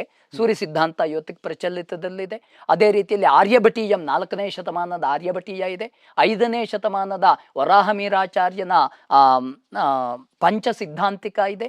ಅದೇ ರೀತಿಯಲ್ಲಿ ಭಾಸ್ಕರಾಚಾರ್ಯನ ಸಿದ್ಧಾಂತ ಶಿರೋಮಣಿ ಇದೆ. ಕಮಲಾಕರ ಭಟ್ಟನ ಸಿದ್ಧಾಂತ ತತ್ವ ವಿವೇಕ ಇದೆ. 15ನೇ ಶತಮಾನದ ಗಣೇಶ ದೈವಜ್ಞನ ಗ್ರಹ ಲಾಘವ ಗಣಿತ ಇದೆ. ಇತ್ತೀಚೆಗೆ ನಮ್ಮ ಸ್ವಾತಂತ್ರ್ಯ ಹೋರಾಟಗಾರರಾದಂತಹ ಬಾಲಗಂಗಾಧರ್ ಅವರ ಕಾಲದಲ್ಲಿದ್ದಂತಹ ವೆಂಕಟೇಶ ಕೇತಕ್ಕರವರ ಕೇತಕಿ ಗ್ರಹ ಗಣಿತಂ ಇದೆ. 1947ನೇ ಇಸ್ವಿಯಲ್ಲಿ ಕೇರಳದಲ್ಲಿ ಸಿದ್ಧವಾದ ಶುದ್ಧ ದೃಗ್ಗಣಿತಂ ಅಂತಿದೆ. ಇದೆಲ್ಲವುದೂ ಕೂಡ ಗಣಿತ ಸಿದ್ಧಾಂತಗಳು. ಈ ಗಣಿತ ಸಿದ್ಧಾಂತವನ್ನು ಇಟ್ಟುಕೊಂಡೇ ಯಾವ ಲೆಕ್ಕಾಚಾರವನ್ನ ಮಾಡ್ತೇವೋ ಆ ಸಂಪೂರ್ಣ ವಿಭಾಗವನ್ನ ನಾವು ಸಿದ್ಧಾಂತ ಎಂಬುದಾಗಿ ಹೇಳ್ತೇವೆ. ಆದ್ರೆ ಇವತ್ತು ಈ ಸಿದ್ಧಾಂತ ಮರ್ತೇ ಹೋಗ್ಬಿಟ್ಟಿದೆ ಸಮಾಜಕ್ಕೆ. ಪ್ರಪಂಚದಲ್ಲಿ ಹೀಗೊಂದು ಇದೆ ಅಂದ್ರೆ ಗೊತ್ತೇ ಇಲ್ಲ. ಲೀಲಾವತಿ ಎನ್ನುವಂತಹ ಗಣಿತ ಜ್ಯೋತಿಷದ್ದು, ಬೀಜಗಣಿತ ಹೇಳುವಂತಹದ್ದು ಜ್ಯೋತಿಷದ್ದು, ರೇಖಾ ಗಣಿತದಲ್ಲಿ 126 ಪ್ರಮೇಯಗಳಿವೆ ಜ್ಯೋತಿಷದಲ್ಲಿ. ಹಾಗಾದ್ರೆ ಗಣಿತವು ಜ್ಯೋತಿಷದಲ್ಲಿ ಇದೆಯೋ ಅಂತ ಕೇಳಿದ್ರೆ ಎಷ್ಟೋ ಜನರಿಗೆ ಆಶ್ಚರ್ಯ ಆಗ್ಬಿಡ್ಬೋದು. ಯಾಕೆ ಇವತ್ತು ಫಲಿತದಲ್ಲೇ ಬಿದ್ದೋಗ್ಬಿಟ್ಟಿದ್ದೇವೆ ನಾವು. ಹಾಗಿಲ್ಲ. ಆದದ್ರಿಂದ ಒಂದು ಸಿದ್ಧಾಂತ ಎನ್ನುವಂತ ಒಂದು ಸಣ್ಣ ವಿಷಯವನ್ನು ನಿಮಗೆ ಪರಿಚಯವನ್ನು ಕೊಟ್ಟೆ. ಆದರೆ ಸಿದ್ಧಾಂತ ಒಂದೇ ಅಲ್ಲ. ಎರಡನೆಯದ್ದು ಸಂಹಿತ. ಯತ್ ಕಾರ್ಸ್ನೇನ ಉಚ್ಯತೆ, ಎಲ್ಲವುದನ್ನು ಸೇರಿಸಿ ಹೇಳಿರುವಂತಹದ್ದು ಸಂಹಿತ. ಬಹುದೊಡ್ಡದು. ಪ್ರಾಯ ಸಿದ್ಧಾಂತಕ್ಕೂ ಹೋರ ಅಂದ್ರೆ ಮುಂದಿನ ಫಲಿತಕ್ಕೂ ಎರಡಕ್ಕೂ ಮಧ್ಯದಲ್ಲಿ ಸೇತುವಾಗಿ ನಿಂತಿರುವಂತಹದ್ದು ಸಂಹಿತ. ಸಂಹಿತ ನಾವು ನಿಂತಿರುವ ಭೂಮಿಯ ಸ್ವರೂಪವನ್ನ, ನಾವು ನಿಂತಿರುವ ಈ ಮಣ್ಣಿನ ವರ್ಣವನ್ನ, ನಾವು ನಿಂತಿರುವ ಮಣ್ಣಿನ ರುಚಿಯನ್ನ, ನಾವು ನಿಂತಿರುವ ಮಣ್ಣಿನ ಗಂಧ ವಾಸನೆಯನ್ನ ಹೇಳುವಂತಹದ್ದು ಸಂಹಿತ. ಅಂದ್ರೆ ವಾಸ್ತುಶಾಸ್ತ್ರ ಅಂತ ಏನು ಹೇಳ್ತೇವೋ ವಾಸ್ತುಶಾಸ್ತ್ರದ ಮೂಲ ಸಂಹಿತ. ನಾವು ಯಾವ ವೃಕ್ಷಗಳನ್ನ ನೋಡ್ತೇವೋ ವೃಕ್ಷಗಳ ಮೂಲ ಸಂಹಿತ. ಈ ವೃಕ್ಷಕ್ಕೆಲ್ಲ ಜೀವಧಾರೆಯಾದಂತಹ ಜಲಮೂಲ ಸಂಹಿತ. ಸಂಹಿತಾ ಗ್ರಂಥದಲ್ಲಿ ಸಂಪೂರ್ಣವಾದ ಈ ವಿಷಯವನ್ನ ನಿರ್ಣಯವನ್ನ ಕೊಡುತ್ತದೆ. ಅಷ್ಟೇ ಅಲ್ಲ, ಮೋಡಗಳು ಹೇಗಾಗುತ್ತೆ, ಆ ಮೋಡಗಳು ಯಾವ ದಿಕ್ಕಿನಲ್ಲಿ ಬಂದೆ ಯಾವಾಗ ಮಳೆಯಾಗುತ್ತೆ, ಅದೇ ರೀತಿಯಲ್ಲಿ ಆ ಮೇಘಗಳ ವರ್ಣದಿಂದಾಗಿ ಚಿಂತನೆಯನ್ನ ಮಾಡುವಂತಹದ್ದು ಇದೆ. ಅಷ್ಟೇ ಅಲ್ಲ, ಇಂದ್ರಧನು ಅಂದ್ರೆ ಕಾಮನ ಬಿಲ್ಲು ಕಟ್ಟುವಂತಹದ್ದು ಹೇಗೆ, ಅದು ಹೇಗೆ ಬರುತ್ತೆ. ಅದಕ್ಕಿಂತ ಉಪವೇಶ ಅಂತ ಹೇಳ್ತೇವೆ. ಸೂರ್ಯ ಮತ್ತು ಚಂದ್ರರಿಗೆ ಕೊಡೆ ಹಿಡಿಯೋದು ಅಂತ ಹೇಳುತ್ತೆ. ಆ ಕೊಡೆ ಹಿಡಿಯೋದು ಯಾವಾಗ, ಕೊಡೆ ಹಿಡಿದ್ರೆ ಏನು ಫಲ. ಗ್ರಹಣಗಳು, ಇತ್ತೀಚೆಗಷ್ಟೇ ಗ್ರಹಣ ಆಯ್ತು. ಈಗಂತೂ ಗ್ರಹಣ ಅಂದ ಕೂಡಲೇ ಹಗಲು ರಾತ್ರಿ ಟಿವಿ ಮಾಧ್ಯಮ ಗ್ರಹಣದ್ದೇ ಗಲಾಟೆ. ಆದ್ರೆ ಗ್ರಹಣ ಎಲ್ಲ ಆಗುತ್ತೋ ಏನಾಗುತ್ತೋ ಹೇಗಾಗುತ್ತೋ ಏನೂ ಗೊತ್ತಿಲ್ಲ. ಅದು ಈ ರಾಶಿಯವರಿಗೆ ಹೀಗೆ, ಈ ರಾಶಿಯವರಿಗೆ ಹಾಗೆ. ಅದಲ್ಲ ಅಂತಲ್ಲ, ಅದು ಎಷ್ಟು ಪರ್ಸೆಂಟೇಜ್ ಹೇಳೋದು ಬಹಳ ಮುಖ್ಯವಾಗುತ್ತೆ. ಇರಲಿ, ಈ ಗ್ರಹಣ ಹೇಗಾಗುತ್ತೆ, ಗ್ರಹಣದಲ್ಲಿ ಎಷ್ಟು ವಿಧ, ಆ ಗ್ರಹಣದಿಂದ ಯಾವ ಯಾವ ಪ್ರದೇಶದಲ್ಲಿ ಏನು ಫಲ. ಸಂಹಿತಾದಲ್ಲಿ ಗ್ರಹಭಕ್ತಿ ಯೋಗಾಧ್ಯಾಯ ಅಂತ ಒಂದು ಹೇಳ್ತಾನೆ, ನಕ್ಷತ್ರ ಕೂರ್ಮ ಯೋಗಾಧ್ಯಾಯ ಅಂತ ಹೇಳ್ತಾರೆ. ಯಾವ ಗ್ರಹನಿಗೆ ಯಾವ ದೇಶದ ಯಾವ ಭಾಗವನ್ನು ಹೇಳಬೇಕು ಅಂತಿದೆ. ಎಲ್ಲವೂ ಎಲ್ಲ ಕಡೆ ಸಮನ್ವಯ ಆಗೋದಿಲ್ಲ, ನೆನ್ಪಿಟ್ಕೊಳ್ಬೇಕಾದದ್ದು. ಆ ರೀತಿಯ ವರ್ಣನೆಯನ್ನ ಮಾಡಿರುವಂತಹದ್ದು ಸಂಹಿತ. ಇನ್ನೂ ಅನೇಕ ವಿಷಯಗಳೆಲ್ಲ ಇದೆ. ಆ ಸಂಹಿತಾ ಗ್ರಂಥದ ಪರಿಚಯವನ್ನು ಮಾಡ್ಲಿಕ್ಕೆ ಹೋದ್ರೆ ಪ್ರಾಯ 1 ತಿಂಗಳುಗಟ್ಟಲೆ ಪಾಠ ಮಾಡಬಹುದು ಅಂತ ಅನ್ಸುತ್ತೆ. ಹೀಗೆ ಸಿದ್ಧಾಂತ ಎನ್ನುವಂತಹದ್ದು ಒಂದು ವಿಭಾಗ, ಸಂಹಿತಾ ಎನ್ನುವಂತಹದ್ದು ಒಂದು ವಿಭಾಗ. ಆದ್ರೆ ಇನ್ನೊಂದು ಹೋರ ಎನ್ನುವಂತಹದ್ದು. ಹೋರ ಅಂತ ಹೇಳಿದ್ರೆ ಈಗ ನಾವು ಯಾವುದೆಲ್ಲ ಪ್ರಚಲಿತದಲ್ಲಿ ಇದೆಯೋ ಅದೆಲ್ಲವುದು ಫಲಿತ ಅಂತ ಅರ್ಥ. ಫಲಿತದಲ್ಲೇ ಬರ್ತದೆ. ಜಾತಕ ಗೋಲ ನಿಮಿತ್ತ ಪ್ರಶ್ನ ಮುಹೂರ್ತ ಗಣಿತ ನಾಮಾನಿ ಅಭಿದತೀಹ ಷಡಂಗಾನ್ಯಾಚಾರ್ಯ ಜ್ಯೋತಿಷೇ ಮಹಾಶಾಸ್ತ್ರೆ ಅಂತ ಇನ್ನೊಂದು ಕಡೆ ಎಲ್ಲ ಬರುತ್ತೆ. ಅಂದ್ರೆ ಇವತ್ತು ಜಾತಕ ಅಂತ ಏನು ಚಿಂತನೆಯನ್ನ ಮಾಡ್ತೇವೋ, ಪ್ರಶ್ನೆ ಅಂತ ಯಾವ ಚಿಂತನೆಯನ್ನ ಮಾಡ್ತೇವೋ, ಮುಹೂರ್ತ ಅಂತ ಯಾವ್ದು ಹೇಳ್ತೇವೋ, ಶಕುನ ಅಂತ ಏನು ಹೇಳ್ತೇವೋ, ನಿಮಿತ್ತ ಅಂತ ಏನು ಹೇಳ್ತೇವೋ, ಇದೆಲ್ಲವೂ ಕೂಡ ಫಲಿತ ಭಾಗದಲ್ಲಿ ಬರ್ತದೆ. ಫಲಿತದಲ್ಲೂ ಕೂಡ ಕೇವಲ ಜಾತಕ ಒಂದೇ ಜಾತಕ ಅಲ್ಲ. ಯಾಕೆಂದ್ರೆ ಇವತ್ತು ಜಾತಕ ಅಂತ ಹೇಳಿದ್ರೆ ಕೇವಲ ಒಂದು ಕುಂಡಲಿ ಅಂತ ತಿಳ್ಕೊಂಡಿದ್ದೇವೆ. ಹಾಗಿಲ್ಲ. ನಮ್ಮಲ್ಲಿ ಶ್ರೀಪತಿ ಪದ್ಧತಿ ಇತ್ಯಾದಿ ಗ್ರಂಥಗಳನ್ನ ನೋಡಿದ್ರೆ, ಸತತವಾಗಿ ಅಧ್ಯಯನವನ್ನ ಮಾಡಿದ್ರೆ 8 ಅಧ್ಯಾಯಗಳನ್ನ ಮುಗಿಸುವಾಗ ಒಂದು ಜಾತಕವನ್ನ ಮಾಡಲಿಕ್ಕೆ ಕಲೀಲಿಕ್ಕೆ ಪ್ರತಿನಿತ್ಯ 2 ಗಂಟೆ ಹೊತ್ತು ಕೊಟ್ರೆ 1 ವರ್ಷ ಬೇಕು. ಒಂದೇ ಜಾತಕವನ್ನು ಮಾಡ್ಲಿಕ್ಕಷ್ಟು ಬೇಕು. ಅದರಲ್ಲಿ ದೃಷ್ಟಿ ಹೇಗೆ, ಭಾವ ಹೇಗೆ, ಭಾವಫಲ ಹೇಗೆ, ಎಲ್ಲ ಗಣಿತವನ್ನೇ ಮಾಡಬೇಕು ಅಂತಿದೆ. ಆದದ್ರಿಂದ ಅಂತಹ ಒಂದು ಗಣಿತಯುಕ್ತವಾದ ಬೇಸಿನಿಂದ ಬಂದಿರುವಂತಹದ್ದು ಜಾತಕ ಪ್ರಶ್ನೆ. ಹೀಗೆ ಪ್ರಧಾನವಾಗಿ ಜ್ಯೋತಿಷದಲ್ಲಿ 3 ವಿಭಾಗ ಎಂಬುದಾಗಿ ಹೇಳ್ಬೋದು. ಇನ್ನೂ ಹೇಳಬೇಕು ಅಂದ್ರೆ 2 ವಿಭಾಗ, ಗಣಿತ ಫಲಿತ. ಒಂದು ಗಣಿತ ಮತ್ತೊಂದು ಫಲಿತ ಅಂತ ಹೇಳಬೇಕು. ಹೀಗೆ ಇದರ ಪ್ರಧಾನ ವಿಭಾಗಗಳು ಕಂಡು ಬರುತ್ತೆ. ಸೊ ಈಗ ಸಿದ್ಧಾಂತ, ಸಂಹಿತ ಮತ್ತೆ ಹೋರ ಅಂತ ಹೇಳಿದ್ರಿ. ಇದನ್ನೊಂದು ಎಕ್ಸಾಂಪಲ್ ಮೂಲಕ ಏನಾದ್ರು ಹೇಳ್ಬೋದಾ? ಯಾವುದಕ್ಕೆ ಸಿದ್ಧಾಂತ ಅಂತ ಹೇಳ್ತೀವಿ, ಯಾವುದಕ್ಕೆ ಹೋರ ಅಂತೀವಿ, ಯಾವುದು, ಹೇಗೆ ಇದು ಕನೆಕ್ಟ್ ಆಗುತ್ತೆ? ಸರಿ. ಅದೇ ಸಿದ್ಧಾಂತ ಅಂತ ಹೇಳಿದ್ರೆ ಗಣಿತ ಭಾಗಗಳಷ್ಟು ಕೂಡ ಸಿದ್ಧಾಂತದಲ್ಲಿ ಬರ್ತದೆ. ಅಲ್ಲಿ ಸಿದ್ಧಾಂತ, ತಂತ್ರ, ಕರಣ ಅಂತ 3 ವಿಭಾಗ ಇದೆ. ಅದರೊಳಗೆ ಕೂಡ ಇರಲಿ, ಇದಿಷ್ಟು ಗಣಿತ ವಿಭಾಗಗಳೆಲ್ಲ ಸಿದ್ಧಾಂತದಲ್ಲೇ ಬರ್ತದೆ. ಈ ಗಣಿತ ಫಲಿತಗಳನ್ನು ಎರಡನ್ನೂ ಮಿಶ್ರಣ ಮಾಡಿ ಇಟ್ಟಿರುವಂತಹದ್ದು ಸಂಹಿತ ಆಗ್ತದೆ. ಅದು ಲಕ್ಷಣಾಧ್ಯಾಯ ಅಂತ ಹೇಳ್ತಾರೆ. ಪುರುಷ ಲಕ್ಷಣಾಧ್ಯಾಯ, ಸ್ತ್ರೀ ಲಕ್ಷಣಾಧ್ಯಾಯ. ನೋಡಿ, ಸ್ತನಃ ಕೇಶವತಿ ಸ್ತ್ರೀ ಸ್ಯಾತ್ ಲೋಮಶಃ ಪುರುಷ ಸ್ಮೃತಃ, ಎಂತಹ ಒಂದು ಮಾತುಗಳು ನೋಡಿ. ಈಗ ಯಾರು ಯಾವ ಲಕ್ಷಣದಲ್ಲಿ ಇದ್ರೆ ಅವ್ರು ಆಗ್ತಾರೆ ಅಂತ. ಆ ಲಕ್ಷಣಶಾಸ್ತ್ರ, ಅಶ್ವ ಹೇಗಿರಬೇಕು, ಗಜ ಹೇಗಿರಬೇಕು, ಗೋ ಹೇಗಿರಬೇಕು, ಮನುಷ್ಯ ಹೇಗಿರಬೇಕು, ಪುರುಷ ಹೇಗಿರಬೇಕು, ಸ್ತ್ರೀ ಹೇಗಿರಬೇಕು, ಅವ್ರು ಏನು ಮಾಡಬೇಕು ಅಂತಲ್ಲ, ಸ್ವರೂಪ, ಆ ಶರೀರ ರೂಪವನ್ನು ಹೇಳುವಂತಹದ್ದು ಲಕ್ಷಣಾಧ್ಯಾಯ. ಹೀಗೆ ಲಕ್ಷಣಾಧ್ಯಾಯವನ್ನು ಹೇಳುವಂತಹದ್ದು ಸಂಹಿತ ಅಂತ ಹೇಳ್ಬೋದು. ಒಂದು ಗಣಿತ ಭಾಗ ಹೇಳುವಂತಹದ್ದು ಸಿದ್ಧಾಂತ, ಲಕ್ಷಣ ಭಾಗವನ್ನು ಹೇಳುವಂತಹದ್ದು ಸಂಹಿತ. ಕೇವಲ ಗ್ರಹಗಳ ಚಲನವಲನಗಳಿಂದ ಮುಂದೆ ಆಗುವ ಅಥವಾ ಹಿಂದೆ ಆಗಿರುವ ಘಟನೆಯನ್ನ ನಿರ್ಣಯನ ಮಾಡುವಂತಹದ್ದು ಫಲಿತ ಅಂತ ಹೇಳ್ಬೇಕು, ಹೋರ ಅಂತ ಹೇಳ್ಬೇಕು. ಒಂದು ಮಗು ಹುಟ್ಟಿತು ಅಂತ ಇಟ್ಕೊಳ್ಳಿ. ಹಿಂದೆ ಎಲ್ಲ ಈಗ ಹಿಂದಿನ ಕಾಲದಲ್ಲಿ ನಾವು ಒಂದು ರಾಜನಿಗೆ ಒಂದು ಮಗು ಹುಟ್ಟದ ಅಂದ್ರೆ ಅವನು ಏನಾಗ್ತಾನೆ, ಈಗ ಬುದ್ಧಂದು ನೋಡಿದಾಗ ಇವನು ಏನ್ ಮಾಡಿದ್ರು ರಾಜ ಆಗಲ್ಲ ಅಂದಿದ್ದಕ್ಕೆ ಅವನನ್ನ ಕಂಟ್ರೋಲ್ ಮಾಡೋದಕ್ಕೆ ಅಪ್ಪ ಅಮ್ಮ ಟ್ರೈ ಮಾಡಿದ್ರು. ಇವನ್ಗೆ ಯಾವುದೇ ಕಾರಣಕ್ಕೂ ವೈರಾಗ್ಯ ಬರಬಾರ್ದು ಅನ್ನೋದನ್ನ ನಾವು ಆದ್ರೂ ಅವನಿಗೆ ಬಂತು. ಸೊ ಇದನ್ನ ಯಾವ್ದೋ ಒಂದು ಎಕ್ಸಾಂಪಲ್ ತಗೊಂಡು ಹೇಳೋದಾದ್ರೆ ಇದರಲ್ಲಿ ಯಾವ್ದು ಸಿದ್ಧಾಂತ, ಯಾವ್ದು ಗಣಿತ, ಅದು ಯಾವ್ದು ಹೋರ, ಯಾವ ತರ ಹೇಳ್ಬೋದಾ? ಸರಿ ಈಗ ಬುದ್ಧಂದೇ ಇಟ್ಕೊಳ್ಳೋಣ. ಬುದ್ಧನ ಹುಟ್ಟಿದ ಸಮಯವನ್ನ ಆಶ್ರಯಿಸಿಕೊಂಡು ಯಾವ ಗ್ರಹಗಳು ಎಲ್ಲಿದ್ದಾರೆ ಎಂಬುದಾಗಿ ನಿರ್ಣಯ ಮಾಡಿರುವಂತಹದ್ದು ಸಿದ್ಧಾಂತ. ಈಗ ಆ ಸಮಯಕ್ಕಿರುವ ಏನಿಲ್ಲ, ಈಗ ಈ ಸಮಯ ಅಂತ ಹೇಳಿದ್ರೆ ಈ ಸಮಯದಿಂದ ಈ ಸುಮೇರು ಜ್ಯೋತಿರ್ವನಂ ಎನ್ನುವ ಸ್ಥಾನದಿಂದ 360 ಡಿಗ್ರಿಯಲ್ಲಿ ಯಾವ ಗ್ರಹಗಳು ಯಾವ ಕೋನದಲ್ಲಿದೆ ಎನ್ನುವಂತಹದ್ದನ್ನು ತಿಳಿಸಿಕೊಡುವಂತಹದ್ದು ಸಿದ್ಧಾಂತ. ಆಯ್ತಾ? ಈಗ ನೋಡಿ, ಈ ಕೋನದಲ್ಲಿದ್ರೆ ಹೀಗೆ, ಈ ಕೋನದಲ್ಲಿದ್ರೆ ಹೀಗೆ ಎಂಬುದಾಗಿ ಹೇಳೋದು ಫಲಿತ. ಉದಾಹರಣೆಗೆ ಸೂರ್ಯೋದಯ ಆಯಿತು ಅಂತ ಹೇಳಿದ್ರೆ ಬೆಳಗ್ಗೆ ಅಂತ ಹೇಳ್ತೇವೆ, ಮಧ್ಯದಲ್ಲಿ ಸೂರ್ಯ ಇದ್ದಾನೆ ಅಂದ್ರೆ ಮಧ್ಯಾಹ್ನ ಅಂತ ಹೇಳ್ತೇವೆ, ಸಾಯಂಕಾಲದಲ್ಲವರು ಸಾಯಂಕಾಲ ಅಂತ ಹೇಳ್ತೇವೆ. ಹೀಗೆ ಯಾವ ಗ್ರಹ ಎಲ್ಲಿದ್ರೆ ಏನೂ ಎಂಬುದಾಗಿ ಹೇಳ್ತೇವಲ್ವ, ಇದು ಫಲಿತ. ಈಗ ಬುದ್ಧ ಹುಟ್ಟಿದ ಸಮಯದಲ್ಲಿ ಆ 360 ಡಿಗ್ರಿನಲ್ಲಿ ಯಾವ ಗ್ರಹಗಳು ನಕ್ಷತ್ರಗಳು ಯಾವ ಆಂಗಲ್ ಅಲ್ಲಿ ಇತ್ತು, ಅದು ಸಿದ್ಧಾಂತ. ಆ ಆಂಗಲ್ ನಿಂದ ಬರುವಂತಹ ಪರಿಣಾಮ ಏನು ಅಂದ್ರೆ ಅವನ ಪೂರ್ತಿ ಜೀವನ ಎಷ್ಟು ವರ್ಷ ಬದುಕ್ತಾನೆ, ಅವನಿಗೆ ಏನ್ ರಾಜ ಆಗ್ತಾನ, ಯಾವ್ದ್ರಲ್ಲಿ ಅವನಿಗೆ ಸ್ಕಿಲ್ಸ್ ಇರೋ ಸಾಧ್ಯತೆ ಇದೆ, ಅವನ ದೇಹ ಲಕ್ಷಣಗಳು ಹೇಗಿರಬಹುದು, ಅವನಿಗೇನಾದ್ರೂ ಮೃತ್ಯು ಬರಬಹುದಾ, ಅವನ್ ಮದ್ವೆ ಆಗಲ್ವಾ, ಇದೆಲ್ಲ ಈ ಒಂದು ಟೈಮ್ ಸ್ಟಾಪ್ ಇಂದ ತಿಳ್ಕೊಳ್ಳೋದು ಫಲಿತ. ಸೊ ಅದು ಹೋರಾದಲ್ಲಿ ಬರುತ್ತೆ. ಈಗ ನಮ್ಗೆ ಅರ್ಥ ಆಯ್ತು. ಅಂದ್ರೆ ತಾವು ಹೇಳಿದ್ರಿ ತುಂಬಾ ಅಂದ್ರೆ ಶಾಸ್ತ್ರೀಯವಾಗಿ ಹೇಳಿದ್ರಿ, ನನಗೆ ಅದೊಂದು ಟಚ್ ಬೇಕಾಗಿತ್ತು, ಯಾವ ತರ ನಾವು ಅರ್ಥ ಮಾಡ್ಕೊಳ್ಳೋದು. ಅದೇ ಇಷ್ಟೇ ಹೇಳ್ಬೋದು, ಜಾತಕವನ್ನ ಮಾಡುವಂತಹದ್ದು ಗಣಿತ, ಜಾತಕದಿಂದ ಹೇಳುವಂತಹದ್ದು ಫಲಿತ. ಅದ್ಭುತವಾಗಾಯ್ತು. ಅಂದ್ರೆ ಇವಾಗ ನಾನು ಮತ್ತೆ ಈ ಪ್ರಸ್ತುತಕ್ಕೆ ಬರ್ತೀನಿ. ಇಷ್ಟೆಲ್ಲ ವಿಷಯಗಳಿದೆ. ಈಗ ನಾವೇನ್ ನೋಡ್ತಿದೀವಿ, ಈ ಟಿವಿ ಜ್ಯೋತಿಷ್ಯಕ್ಕೂ ಈ ಶಾಸ್ತ್ರೀಯ ಜ್ಯೋತಿಷ್ಯ, ನಾನು ಯಾಕೆ ಟಿವಿ ಹೇಳ್ತೀನಿ, ಟಿವಿಲಿ ಹೇಳೋರು ಸುಳ್ಳು ಅಂತಲ್ಲ, ಆದ್ರೆ ನೀವು ಅಲ್ಲೊಬ್ರು ಕಾಲ್ ಮಾಡ್ಬಿಡ್ತಾರೆ, ಕಾಲ್ ಮಾಡಿ ನಾವು ಯಾವ ಟೈಮಲ್ಲಿ ಹುಟ್ಟಿದಿರಿ ಅಂತ ಒಂದು ಡೇಟ್ ಆಫ್ ಬರ್ತ್ ಅವ್ರು ಹೇಳ್ತಾರೆ, ಇವರು ನಿಮ್ಗೆ ಹಿಂಗಾಗಿದ್ರೆ ಹಿಂಗ್ ಮಾಡಿ ಆಮೇಲೆ ನನ್ನನ್ನು ಭೇಟಿ ಮಾಡಿ ಅಂತ ಹೇಳ್ತಾರೆ ಅಷ್ಟೇ. ಸೊ ಇದನ್ನ ನಾನು ಟಿವಿ ಜ್ಯೋತಿಷ್ಯ ಅಂತ ಹೇಳೋದು. ಅಂದ್ರೆ ಸುಮ್ಮನೆ ಒಂದು ಡೇಟ್ ಆಫ್ ಬರ್ತ್ ಹೇಳ್ತಾರೆ, ಅವ್ರಿಗೆ ಇರೋ ಒಂದು 5 ಸೆಕೆಂಡ್ 10 ಸೆಕೆಂಡ್ ಅಲ್ಲಿ ನನ್ನ ಸಮಸ್ಯೆ ಹೀಗಿದೆ ಅಂತ ಹೇಳ್ತಾರೆ. ಈ ಟಿವಿ ಜ್ಯೋತಿಷ್ಯಕ್ಕೂ ಶಾಸ್ತ್ರೀಯವಾದ ಜ್ಯೋತಿಷ್ಯಕ್ಕೂ ಏನು ವ್ಯತ್ಯಾಸ ಅಂತ ಹೇಳ್ಬೋದು?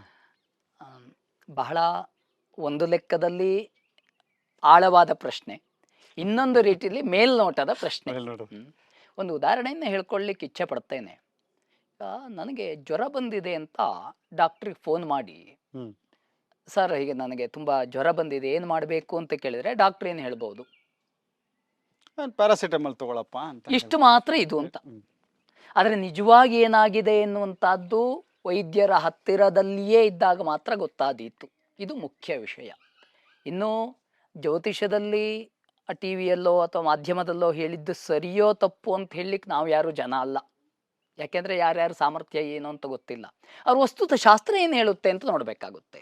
ಅಲ್ಲಿ ಹೇಳುತ್ತೆ, ಅನೇಕ ಹೋರಾ ತತ್ವಜ್ಞ ಪಂಚ ಸಿದ್ಧಾಂತ ಕೋವಿದ ಊಹಾಪೋಹ ಪಟುಹು ಸಿದ್ಧ ಮಂತ್ರೋ ಜಾನಾತಿ ಜಾತಕಂ ಅಂತಿದೆ. ಇದೆಲ್ಲ ಶಾಸ್ತ್ರದಲ್ಲೇ ಈ ವಾಕ್ಯವನ್ನು ಇಟ್ಟುಕೊಳ್ಳದೆ ನಾವು ಏನ್ ಹೇಳಿದ್ರು ಪೂರ್ಣವಾಗಿ ಅದರಿಂದ ಅಧಃಪತನವಾಗ್ತೇವೆ.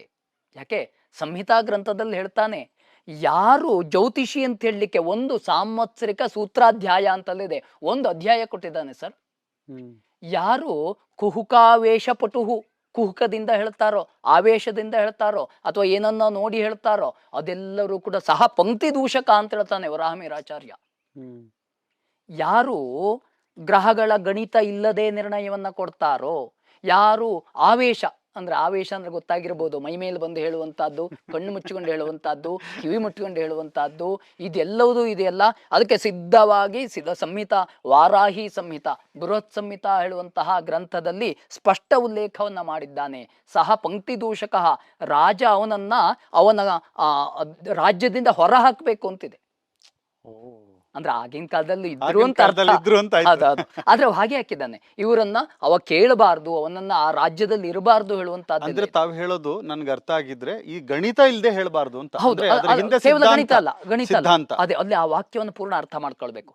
ಅನೇಕ ಹೋರಾ ತತ್ವಜ್ಞ, ಅನೇಕ ಹೋರೆಗಳನ್ನ ಅವ ತಿಳ್ಕೊಂಡಿರ್ಬೇಕು. ಹೋರ ಅಂತ ಹೇಳಿದ್ರೆ ಗ್ರಂಥ ಅಂತ ಅರ್ಥ. ಯಾವುದೇ ಅದು ಬೃಹತ್ ಜಾತಕ ಇದೆ, ಬೃಹತ್ ಸಂಹಿತ ಇದೆ, ಅದೇ ಫಲದೀಪಿಕ ಇದೆ, ಜಾತಕ ಪಾರಿಜಾತ ಇದೆ, ಅನೇಕ ಗ್ರಂಥಗಳಿದೆ. ಸಾಮಾನ್ಯ ಒಂದು 200ಕ್ಕೂ ಹೆಚ್ಚು ಮೂಲ ಗ್ರಂಥಗಳಿದೆ ಅಂತ ಹೇಳ್ತಾರೆ. ನಾವು ಅಷ್ಟೊಂದು ಏನು ಓದಿಲ್ಲ, ಕೆಲವೊಂದಿಷ್ಟು ಗ್ರಂಥಗಳನ್ನಂತೂ ಮುಟ್ಟಿದ ಪುಣ್ಯ ಇದೆ. ಆದ್ದರಿಂದ ಅನೇಕ ಹೋರ, ಅನೇಕ ಫಲಿತ ಗ್ರಂಥಗಳನ್ನ ನೋಡ್ಬೇಕು. ಕೇವಲ ನೋಡ್ಬಿಟ್ರಾಗ್ಲಿಲ್ಲ, ನಾವು ಪೇಪರ್ ಓದ್ಬಿಟ್ರಾಗ್ಲಿಲ್ಲ.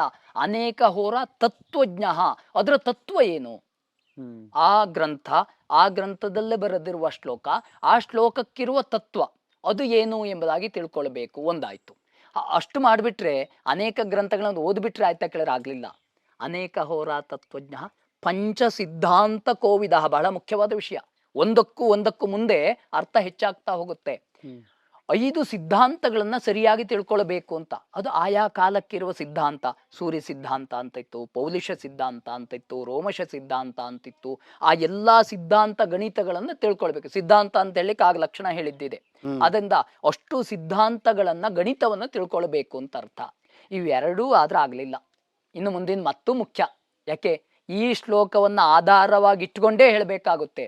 ಅನೇಕ ಹೋರಾ ತತ್ವಜ್ಞ ಪಂಚ ಸಿದ್ಧಾಂತ ಕೋವಿದ ಊಹಾಪೋಹ ಪಟುಹು.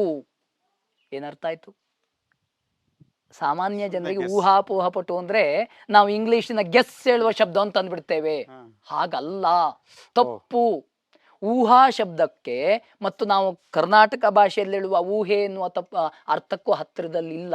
ಸಾಮಾನ್ಯ ರೂಢಿಯಲ್ಲಿರುವಂತಹದ್ದು. ಎಲ್ಲರೂ ಹಾಗೆ ಹೇಳ್ತಾರೆ, ಕಲ್ಲು ಹೊಡೆದ್ರೆ ಯಾವುದು ಹೋಗ್ತಾಗ್ತದೆ ಅದು ಊಹೆ. ಹಾಗಲ್ಲ. ಊಹ್ಯತೆ ಅಪೋಹ್ಯತೆ ಇತಿ ಊಹಾಪೋಹ. ಎಂತಹ ಶಬ್ದ ನೋಡಿ. ಹೀಗೆ ಹೋದ್ರೆ ಹೀಗೆ ಆಗ್ತದೆ ಹೇಳುವ ನಿರ್ಣಯ ಎಲ್ಲಿದೆಯೋ ಅದನ್ನು ಊಹೆ ಅಂತ ಹೇಳ್ತಾರೆ. ಹೀಗೆ ಹೋದ್ರೆ ಇಲ್ಲಿಗೆ ಹೋಗಲ್ಲ ಅಂತ ಯಾವ ನಿರ್ಣಯ ಇದೆಯೋ ಅದನ್ನು ಅಪೋಹ ಅಂತ ಹೇಳ್ತಾರೆ. ಈಗ ನೋಡಿ, ಒಂದು ರಸ್ತೆ ಇದೆ, ಈ ರಸ್ತೆಯಿಂದ ಹೀಗೆ ಹೋದ್ರೆ ಬೆಂಗಳೂರಿನಿಗೆ ಹೋಗ್ತದೆ, ಅದು ಸತ್ಯ ಅಂತ ಆದರೆ ಅದು ಊಹೆ. ಅದೇ ಈ ಕಡೆಯಲ್ಲಿ ದಕ್ಷಿಣಕ್ಕೆ ಹೋದ್ರೆ ಬೆಂಗಳೂರಿಗೆ ಹೋಗಲ್ಲ ಅಂತಲೂ ಗೊತ್ತಿರಬೇಕು ಅಂತ. ಇದಕ್ಕೆ ಊಹಾಪೋಹ ಪಟುಹು ಅಂತ ಹೇಳ್ತಾರೆ. ಆ ಊಹಾಪೋಹ ಪಟುತ್ವವೂ ಕೂಡ ಇವನಿಗೆ ಬೇಕು. ಆಮೇಲೆ ಸಿದ್ಧಮಂತ್ರೋ ಜಾನಾತಿ ಜಾತಕಂ, ಇದು ಬಹಳ ಮುಖ್ಯ. ಎಷ್ಟೇ ಓದಿದ್ರೂ ಕೂಡ, ಎಷ್ಟೇ ಗ್ರಂಥಗಳನ್ನ ಅವಲೋಕನವನ್ನ ಮಾಡಿದ್ರೂ ಕೂಡ, ಎಷ್ಟೇ ಊಹಾಪೋಹಗಳಿದ್ರೂ ಕೂಡ ಒಳಗಡೆಯಲ್ಲಿ ಆತ್ಮಶಕ್ತಿ ಒಂದು ಬೇಕು. ಆ ದೈವ ಚೈತನ್ಯದ ಒಂದು ಲಕ್ಷಣ ಅವನಲ್ಲಿ ಇರಬೇಕು. ಈಗ ನೋಡಿ, ಪ್ರಪಂಚದಲ್ಲಿ ಎಲ್ಲರೂ ಮನುಷ್ಯರೇ, ಆದ್ರೆ ಮನುಷ್ಯರಲ್ಲಿ ಪ್ರತಿಯೊಬ್ಬರಲ್ಲೂ ಭಿನ್ನತ್ವ ಇದೆ. ಯಾಕೆ? ಆ ಆತ್ಮ ಚೈತನ್ಯ ಇದೆ, ದೇವಾಂಶ ಇದೆಯಲ್ಲ. ಯಾರಲ್ಲಿ ದೇವಾಂಶ ಜಾಸ್ತಿ ಇದೆಯೋ ಅವರು ದೈವ ಚೈತನ್ಯಗಳಾಗ್ತಾ ಹೋಗ್ತಾರೆ. ಆ ಚೈತನ್ಯವನ್ನೇ ನಾವು ಅದನ್ನು ಹೇಳ್ತೇವೆ. ಅದರಿಂದ ಸಿದ್ಧಮಂತ್ರ ಜಾನಾತಿ, ಅದನ್ನ ಸಿದ್ಧಿಸಿಕೊಳ್ಳಬೇಕು. ಅವನು ಅದರಲ್ಲಿ ಆರಾಧನೆಯನ್ನ ಮಾಡಿ ಅವನ ಆತ್ಮ ಚೈತನ್ಯನ ಉನ್ನತೀಕರಿಸಿಕೊಳ್ಬೇಕು. ಯಾರಲ್ಲಿ ಆತ್ಮ ಚೈತನ್ಯ ಉನ್ನತವಾಗಿದೆಯೋ ಅಂತಹ ವ್ಯಕ್ತಿ ಜಾತಕವನ್ನ ತಿಳ್ಕೊಳ್ತಾನೆ. ಈಗ ಸ್ಪಷ್ಟವಾಗಿ ತಮಗೆ ಅನ್ಸಿರ್ಬಹುದು. ಅದರಿಂದ ಮಾಧ್ಯಮಾದಿಗಳಲ್ಲಿ ಬರೋರೆಲ್ಲರೂ ಸತ್ಯವೇ ಅಲ್ಲ ಅಂತ ಅರ್ಥ ಅಲ್ಲ. ಆದ್ರೆ ಅನೇಕ ಹೋರಾ ತತ್ವಜ್ಞತ್ವ ಬೇಕು, ಅನೇಕ ಸಿದ್ಧಾಂತಗಳನ್ನ ಸರಿಯಾಗಿ ತಿಳಿದುಕೊಂಡಿರಬೇಕು. ಅದ್ರ ಜೊತೆಯಲ್ಲಿ ಊಹಾಪೋಹ ಪಟುತ್ವ ಬೇಕು ಮತ್ತು ಸಿದ್ಧ ಮಂತ್ರ ಬೇಕು. ಯಾವುದೋ ಒಂದಿದ್ರೂ ಆಗಲ್ಲ. ನಾನು ಅನೇಕ ಗ್ರಂಥಗಳನ್ನ ಓದಿದ್ದೇನೆ ಅಂದ್ರೆ ನಾನು ಜ್ಯೋತಿಷಿ ಆಗ್ಲಿಕ್ಕೆ ಸಾಧ್ಯತೆಗಳಿಲ್ಲ. ನನಗೆ ಎಲ್ಲಾ ಗಣಿತವನ್ನು ಮಾಡ್ತೇನೆ ಅಂದ್ರೆ ಸಾಧ್ಯ ಇಲ್ಲ. ಕೇವಲ ಊಹಾಪೋಹ ಪಟುತ್ವ ಇದ್ರೆ ಆಗಲ್ಲ. ಇಲ್ಲ ನಾನು ಇಡೀ ಜೀವನದಲ್ಲಿ ಜಪವನ್ನು ಮಾಡಿ ಅದರಿಂದ ಹೇಳ್ತೇನೆ ಅಂತ ಹೇಳಿದ್ರು ಅದನ್ನ ಜ್ಯೋತಿಷ ಅಂತ ಹೇಳಲಿಕ್ಕಿಲ್ಲ. ತಾತ್ಪರ್ಯ ಇಲ್ಲಿ ಸಿದ್ಧಾಂತನೂ ಓದಿರ್ಬೇಕು. ಹೌದು, ಸಿದ್ಧಾಂತ ಓದಿರ್ಬೇಕು, ಹೋರೆಯಿಂದ ತಿಳ್ಕೊಂಡಿರ್ಬೇಕು, ಊಹಾಪೋಹ ಪಟುತ್ವ ಬರಬೇಕು. ಸುಮ್ನೆ ನನ್ಗೇನೋ ಇಂಟ್ಯೂಷನ್ ಬರ್ತಾ ಇದೆ, ಹಾ. ನಾನು ಹಿಂಗೆ ಹೇಳ್ತಾ ಇದ್ದೀನಿ ನಿಮ್ಗೆ, ದೇವ್ರು ನುಡಿಸ್ತಾ ಇದ್ದಾನೆ ಅಂತ ಹಂಗೆ ಹೇಳೋಂಗಿಲ್ಲ. ಅದನ್ನ ಜ್ಯೋತಿಷ ಅಂತ ಹೇಳಬಾರ್ದು. ಜ್ಯೋತಿಷ ಅಂತ ಹೇಳು. ಮತ್ತೆ ಸ್ಪಷ್ಟಪಡಿಸ್ತೇನೆ, ಅದನ್ನೆಲ್ಲ ಭವಿಷ್ಯ ಅಂತ ಹೇಳ್ಬೋದು. ಹಾ. ಆಯ್ತಾ? ಉದಾಹರಣೆಗೆ ಹೇಳ್ತೇವೆ, ಗಿಳಿ ತಗೊಂಡು ಬರ್ತಾರೆ, ಹ್ಮ್. ಅವ್ರು ಹೇಳುವಂತಹದ್ದು ಜ್ಯೋತಿಷ ಅಂತ ಹೇಳ್ಬಿಡ್ತಾರೆ. ಮುಖ ನೋಡ್ಕೊಂಡು ಹೇಳ್ತಾರೆ, ಅದನ್ನು ಜ್ಯೋತಿಷ ಅಂತ ಹೇಳ್ಬಿಡ್ತಾರೆ. ಹಾಗಿಲ್ಲ.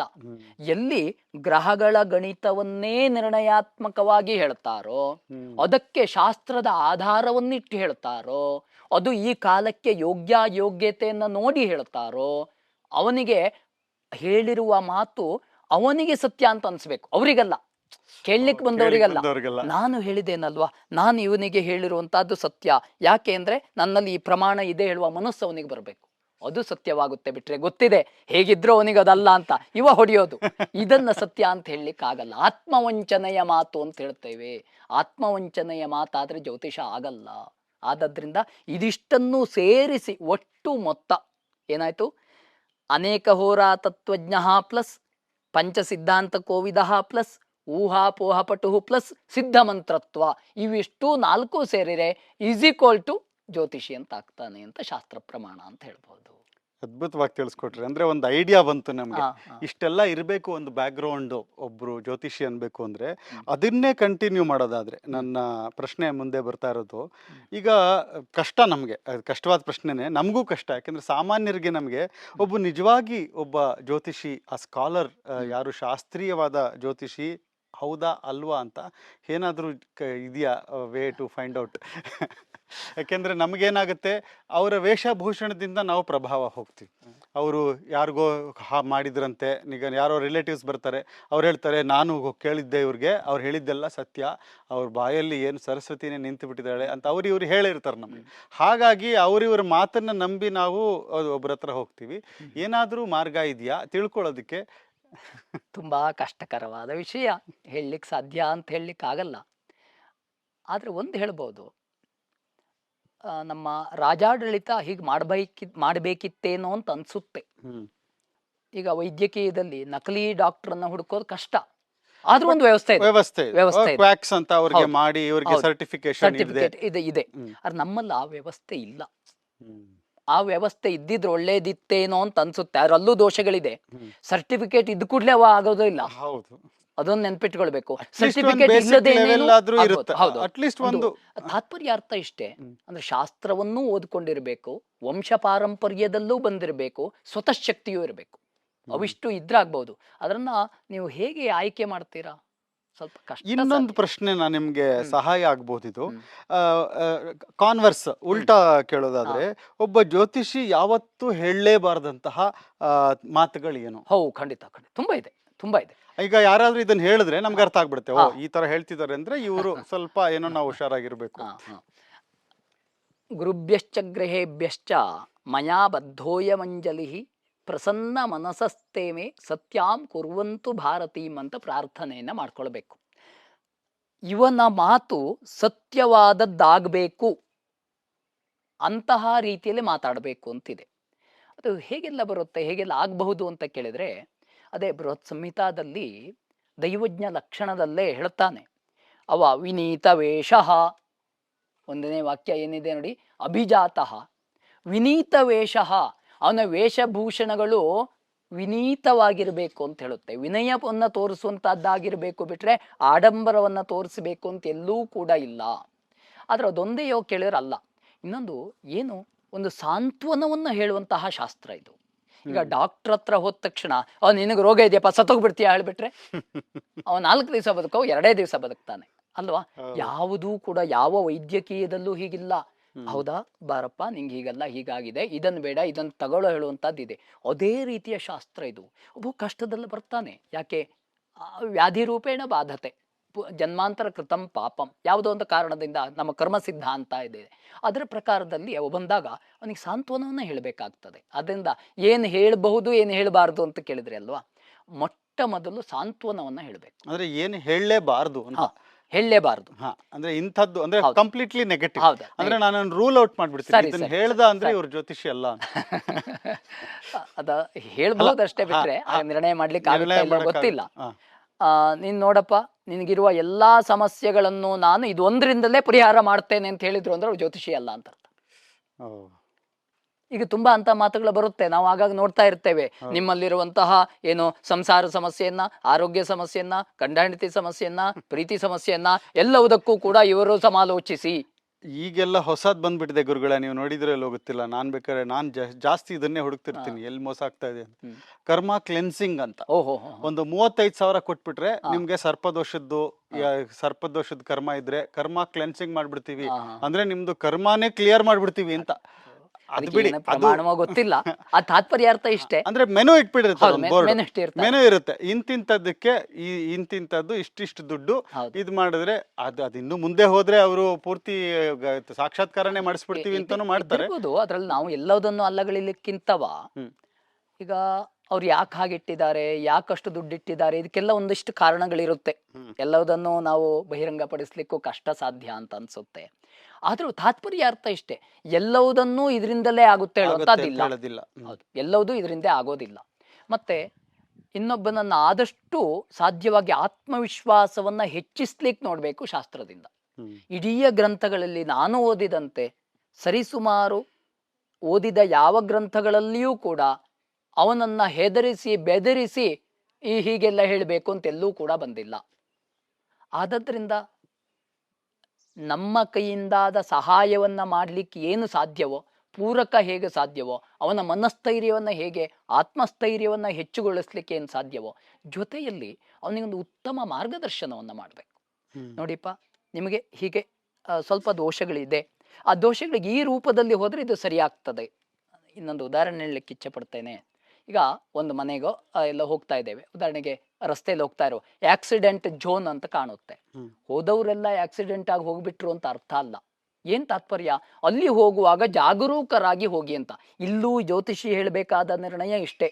ನೋಡಿಪ್ಪ, ಇಲ್ಲಿಂದ ಇಲ್ಲಿಯವರೆಗಿನ ಕಾಲ ಅಷ್ಟೊಂದು ಚೆನ್ನಾಗಿಲ್ಲ, ಈಗ ಸ್ವಲ್ಪ ಜಾಗೃತಿಯಲ್ಲಿ ಹೋಗ್ಬೇಕು ಎಂಬುದಾಗಿ ಹೇಳುವಂತಹದ್ದು ಸರಿಯಾದ ಜ್ಯೋತಿಷದ ಒಂದು ಮಾರ್ಗದರ್ಶನ ಅಂತ ಅನ್ಸುತ್ತೆ. ಬಿಟ್ರೆ ಮತ್ತೇನು ಹೇಳಲಿಕ್ಕೆ ಅಂದ್ರೆ ಕೆಲವರಿಗೆ ಈ ಪೂಜೆ ಮಾಡಿಸ್ಲೇಬೇಕು, ನೀವು ಮಾಡಿಸದೇ ಇದ್ರೆ ನಿಮ್ಗೆ ತುಂಬಾ ಸಮಸ್ಯೆ ಬಂದ್ಬಿಡುತ್ತೆ, ಏನೋ ಒಂದು ಭಯಾನಕವಾದ ಸಮಸ್ಯೆ ಬಂದ್ಬಿಡುತ್ತೆ, ಅಥವಾ ಜೀವನನೇ ನಾಶ ಆಗೋಗುತ್ತೆ ಅನ್ನೋ ಥರದ್ದು, ಇದು ಮಾಡಿಸ್ಲೇಬೇಕು, ಇಷ್ಟು ಖರ್ಚಾಗುತ್ತೆ, ಆ ಥರ ಯಾರಾದರೂ ಅಂದ್ರೆ ತಾವು ಒಂದು ಥರದಲ್ಲಿ ಹೇಳಿದ್ರಿ. ಅಂದ್ರೆ ಒಂದು ನಾನು ಹಾಗೇ ಆಗುತ್ತೆ, ನಾನು ಗ್ಯಾರಂಟಿ ಕೊಡ್ತೀನಿ, ಇದೊಂದರಿಂದನೇ ಎಲ್ಲ ಸಮಸ್ಯೆ ಹೋಗುತ್ತೆ ಅಂದ್ರೆ ಅವಾಗ ನಾವು ಅದನ್ನ ಸಾಧ್ಯ ಇಲ್ಲ ಅಂತ ತಿಳ್ಕೊಳ್ಬಹುದು. ಆದ್ರೆ ಕೆಲವೊಂದಕ್ಕೆ ಹಾಗಿರುತ್ತೆ ಸರ್. ಉದಾಹರಣೆಗೆ ಸಂಧಿ, ನಮಗೆ ರಾಹು ಬೃಹಸ್ಪತಿ ಸಂಧಿ, ಕುಜರಾಹು ಸಂಧಿ ಇತ್ಯಾದಿಗಳು ಕಾಲ ಬರ್ತಾ ಇದೆ ಅಂತ ಆದ್ರೆ ಅವಾಗ ಹೀಗೆ ಹೇಳ್ಬೇಕಾಗ್ತದೆ. ನೋಡಿಪ್ಪ, ನಿಮಗೆ 1 ರಿಂದ 2 ತಿಂಗಳ ಕಾಲ ಈ ಒಂದು ಸಂಧಿ ಇದೆ, ಆದದ್ರಿಂದ ಈ ಸಂಧಿಗೆ ಸಂಬಂಧಪಟ್ಟು ಈ ಶಾಂತಿಯನ್ನ ಮಾಡಿಕೊಳ್ಳಿ ಅಂತಲೇ ಹೇಳಬೇಕಾಗುತ್ತೆ. ಯಾಕೆಂದ್ರೆ ಒಂದೊಂದಕ್ಕೆ ಒಂದೊಂದು ಪ್ರಯೋಗ ವಿಧಿ ಇದೆ, ಅದನ್ನ ಅನುಸರಿಸಬೇಕು ಅನ್ನುವಂಥದ್ದು ಶಾಸ್ತ್ರೀಯ ಕ್ರಮ. ಹೌದು. ಆದ್ರೆ ಇದ್ರ ಜೊತೆಲಿ ಏನ್ ಮಾಡಬೇಕು, ಅವನಿಗೆ ಅದು ಸಾಧ್ಯವೋ ಇಲ್ವೋ ಅದನ್ನ ನೋಡಿಯೂ ಕೂಡ ಅವರ ಪರಿಹಾರಗಳನ್ನ ಮಾಡ್ಕೊಳ್ಬೇಕಾಗುತ್ತೆ. ಅದರಿಂದ ಅಂದ್ರೆ ಆರ್ಥಿಕವಾಗಿ ಅವರು ಶಕ್ತರಾಗಿದ್ದಾರೋ ಇಲ್ವೋ ಅದನ್ನು ನೋಡ್ಕೊಳ್ಬೇಕು. ಇನ್ನೊಂದು, ಕೆಲವೊಮ್ಮೆ ಆರ್ಥಿಕವಾಗಿ ಶಕ್ತವಾಗಿಲ್ಲದೆ ಇದ್ರೂ ಕೆಲವೊಂದನ್ನು ಅನಿವಾರ್ಯವಾಗಿ ಮಾಡ್ಬೇಕಾಗ್ತದೆ. ಅದರಲ್ಲಿ ಹಣ ಮುಖ್ಯ ಅಂತ ಅರ್ಥ ಅಲ್ಲ, ಕರ್ತವ್ಯ ಕರ್ಮ ಮುಖ್ಯ ಅಂತ ಇಟ್ಕೊಳ್ಬೇಕು. ಆ ದೃಷ್ಟಿಯಲ್ಲಿ ಮಾಡಿದಾಗ ಅನೇಕ ಪರಿಹಾರಗಳ ಆದದ್ದೂ ಇದೆ. ಆದದ್ರಿಂದ ಅದನ್ನು ಪೂರ್ಣವಾಗಿ ನಿಷೇಧ ಮಾಡ್ಲಿಕ್ಕೆ ಸಾಧ್ಯತೆಗಳಿಲ್ಲ. ಆದ್ರೆ ಅದಕ್ಕಿಂತ ಮಾಡಲೇಬೇಕು, ಭಯಾನಕ ಇತ್ಯಾದಿಗಳನ್ನು ಮಾತ್ರ ಶಾಸ್ತ್ರಗಳಲ್ಲಿ ಹೇಳಲಿಕ್ಕೆ ಸಾಧ್ಯತೆಗಳಿಲ್ಲ ಅಂತ ಅನ್ಸುತ್ತೆ. ಈಗ ಕೊನೆಯದಾಗಿ ಈ ಜ್ಯೋತಿಷ್ಯವನ್ನು ನಾವು ಸಂಪೂರ್ಣವಾಗಿ ನಂಬಬೇಕು ಅಂದರೆ ಅದಕ್ಕೆ ಏನು ಸಾಧನಗಳಿದೆ? ಅಂದರೆ ಈಗ ಎಲ್ಲೂ ಕೆಲಸ ಆಗದೇ ಇರುವಾಗ, ನಾನು ಸಾಕಷ್ಟು ಟ್ರೈ ಮಾಡಿದೆ, ಒಂದು 2 ವರ್ಷ ಜಾಬ್ಗೋಸ್ಕರ ಅಪ್ಲೈ ಮಾಡಿದೆ, ಸ್ಕಿಲ್ ಇಂಪ್ರೂವ್ ಮಾಡಿಕೊಂಡೆ, ಏನೂ ಆಗಲಿಲ್ಲ ಅಂದಾಗ ಅವಾಗ ಸ್ವಲ್ಪ ಜಾತಕ ತೋರಿಸು ನೋಡೋಣ, ಏನಾದರೂ ಪೂಜೆ ಗೀಜೆ ಮಾಡಿಸ್ಬೇಕಾ, ಆ ಥರ ಆಗದೆ ಇರುವಾಗ ಬರಬೇಕಾ, ಇಲ್ಲ ನಾವು ಅದನ್ನು, ಯಾಕೆಂದರೆ ನಮ್ಗೆ ಇವಾಗ ಅದು ಪ್ರಾಪರ್ ಸೈನ್ಸ್ ಆಗಿ ಬಂದಿಲ್ಲ, ಇದೊಂದು ಸೂಡೋ ಸೈನ್ಸ್ ಅಂತಾರ ಆಗ್ಬಿಟ್ಟಿದೆ. ಈಗ ನಾವು ಫಿಸಿಕ್ಸ್, ಕೆಮಿಸ್ಟ್ರಿ, ಅಲೋಪತಿಕ್ ಮೆಡಿಸಿನ್ಸ್ ಅಂದರೆ ಅದು ಸೈನ್ಸು. ಅಂದರೆ ಈಗಿರೋ ಪ್ರಪಂಚದಲ್ಲಿ ನಮ್ಮ ಏನು ಶಾಸ್ತ್ರೀಯವಾದ ವಿಷಯಗಳಿದೆ ಅದು ಸೈನ್ಸ್ ಅಂತ ಬರಲ್ಲ. ಇದೊಂಥರ ಯಾವುದು ಮಾಡಿದೆ, ಆಯುರ್ವೇದದ್ದು ಅದೇ ಸಮಸ್ಯೆ. Ayurveda is the biggest medicinal solutions ಇರುವಂತದ್ದು. ನಮಗೆ ಅದರದ್ದು ನಾಲೆಡ್ಜ್ ಇಲ್ಲ, ಈ ಕಡೆ ಜ್ಯೋತಿಷ್ಯದ್ದು ನಾಲೆಡ್ಜ್ ಇಲ್ಲ. ನಮಗೆ ನಂಬಿಕೆ ಹೇಗೆ ಬರುತ್ತೆ ಅಂತ ಇದ್ರ ಮೇಲೆ? ಕೊನೆಗೆ ಯಾವ್ದು ಆಗದೆ ಇರುವಾಗ ನೋಡೋಣ, ಇದನ್ನು ಒಂದು ಮಾಡಿಸಿ ನೋಡ್ಬಿಡೋಣ, ಇದೊಂದು 10,000 ಹೋದ್ರು ಆಯ್ತು, ಒಂದು ಪೂಜೆ ಅಂತೂ ಮಾಡಿಸ್ಬಿಡೋಣ. ಬಹಳ ಸುಂದರವಾದ ಪ್ರಶ್ನೆ. ಅಂದ್ರೆ ತಾತ್ಪರ್ಯಾರ್ಥ ನೀವು ಹೀಗೆ ಕೇಳಿದಾಗಾಯ್ತು ಅಂತೇಳಿ, ಎಲ್ಲೆಲ್ಲಿ ಇದನ್ನ ಅನುಸರಿಸಬಹುದು ಅಂತ ಬಹುಮುಖ್ಯ. ಎಲ್ಲಿ ಕವಲುಗಳಿರುತ್ತೋ ಅಲ್ಲೆಲ್ಲ ಅವಶ್ಯವಾಗಿ ಇದನ್ನು ಅನುಸರಿಸಬೇಕಾಗುತ್ತೆ. ಕೆಲವೊಂದಿಷ್ಟು ಉದಾಹರಣೆ ಹೇಳ್ತೇನೆ ನೋಡಿ. ಎಷ್ಟೋ ಜನ ಚೆನ್ನಾಗಿ ಓದಿರ್ತಾರೆ, ಆದರೆ ಜೀವನದಲ್ಲಿ ಯಶಸ್ಸಾಗ್ತಾರೆ ಅಂತ ಹೇಳಲಿಕ್ಕೆ ಬರಲ್ಲ. ಹೌದು. ಎಷ್ಟೋ ಜನ ಜೀವನದಲ್ಲಿ ಯಶಸ್ಸಾಗ್ತಾರೆ, ಯಶಸ್ಸಾದವರೆಲ್ಲ ಓದಿದ್ದಾರೆ ಅಂತ ಹೇಳಲಿಕ್ಕೆ ಬರೋದಿಲ್ಲ. ಹಾಗೆ ಅಲ್ವಾ? ಕಾರಣ ಏನು ಅಂತ ಹುಡುಕಿದಾಗ ಇದಕ್ಕೆ ಕಾಣುವ ಕಾರಣ ಅಲ್ಲ, ಕಾಣದೇ ಇರುವ ಕಾರಣವನ್ನ ನಾವು ಹುಡುಕಬೇಕಾಗುತ್ತೆ. ಅದಕ್ಕೆ ಜನ್ಮತಃ ಈ ಒಬ್ಬನಿಗೆ ಮ್ಯಾಥ್ಸ್ ಅಂದ್ರೆ ಇಷ್ಟ, ಒಬ್ಬನಿಗೆ ಫಿಸಿಕ್ಸ್ ಅಂದ್ರೆ ಇಷ್ಟ, ಒಬ್ಬನಿಗೆ ಎಕನಾಮಿಕ್ಸ್ ಅಂದ್ರೆ ಇಷ್ಟ, ಹೀಗಿರುತ್ತಲ್ವ. ಹಾಗಾದ್ರೆ ಅದಕ್ಕೆ ಕಾರಣ ಏನು ಅಂತ ಏನೋ ಒಂದು ಕಾರಣ ಇರಲೇಬೇಕಲ್ವ. ಆ ಕಾರಣ ಗ್ರಹಸ್ಥಿತಿ ಹೇಳುತ್ತೆ. ಏನು? ಲಿಪಿ ಗಣಿತಾದಿ ಕಾವ್ಯ ಶಿಲ್ಪೈಹಿ ಅಂತ ಬರುತ್ತೆ ನೋಡಿ. ಇದೆಲ್ಲ ಶಾಸ್ತ್ರವಾಕ್ಯಗಳು. ಕರ್ಮೇಶ ದ್ವಿಷಿತ ನವಾಂಶ ಕರ್ಮ ಸಿದ್ಧಿ ಬೃಹತ್ ಜಾತಕದಲ್ಲಿ ಹೇಳುತ್ತೆ. ಈವನ ಜಾತಕದಲ್ಲಿ ಈ 10ನೇ ಮನೆಯ ಅಧಿಪತಿಯು ಯಾವ ನವಾಂಶಕದಲ್ಲಿದ್ದಾನೋ ಆ ನವಾಂಶಕದ ಅಧಿಪತಿಗೆ ಹೇಳಿದ ವೃತ್ತಿ ಇವನದ್ದಾಗುತ್ತೆ ಎಂಬುದಾಗಿ ಒಂದು ನಿರ್ಣಯ ಇದ್ರೆ, ಅವ SSLC PUC ಇದ್ದಾಗ ಅವನ ಜಾತಕವನ್ನ ನೋಡಿದಾಗ, ನೋಡಿಪ್ಪ ಇವನ ಜಾತಕದ ಕ್ರಮದಲ್ಲಿ ಈ ದಾರಿಯಲ್ಲಿ ಹೋದ್ರೆ ಒಳ್ಳೆಯತು ಎಂಬುದಾಗಿ ಇದರಲ್ಲಿ ನಿರ್ಣಯ ಮಾಡಿಕೊಂಡು ಮುಂದೆ ಹೋದ್ರೆ ಅದು ಖಂಡಿತವಾಗಿ ಯಶಸ್ಸಾಗುತ್ತೆ. ಆದ್ರೆ ಇಲ್ಲಿ ಜಾತಕದಲ್ಲಿದೆ ಅಂತ ಅವ ಹೋಗಿ ಪ್ರಯತ್ನ ಮಾಡದೇ ಇದ್ರೆ ಆಗೋದಿಲ್ಲ. ಪ್ರಯತ್ನ ಮತ್ತು ಯೋಗ ಎರಡೂ ಕೂಡ ಸಮಾನವೇ ಜಗತ್ತಿನಲ್ಲಿ. ಅವಕಾಶಗಳು ಎಷ್ಟೋ ಜನರಿಗೆ ಲಭಿಸ್ತದೆ, ಆದರೆ ಎಷ್ಟೋ ಪ್ರಯತ್ನಶಾಲಿಗಳು ಕೂಡ ಅವಕಾಶಗಳು ಲಭಿಸಿರೋದಿಲ್ಲ. ಅದನ್ನ ಜಾತಕದ ಪ್ರಕಾರ ಏನು ಮಾಡಬಹುದು ಕೇಳಿದ್ರೆ, ಜಾತಕ ಅಂತ ಹೇಳಿದ್ರೆ ಮಾರ್ಗದರ್ಶನ, ಜೀವನ ಮಾರ್ಗದರ್ಶಕ ಅಂತ ಅರ್ಥ.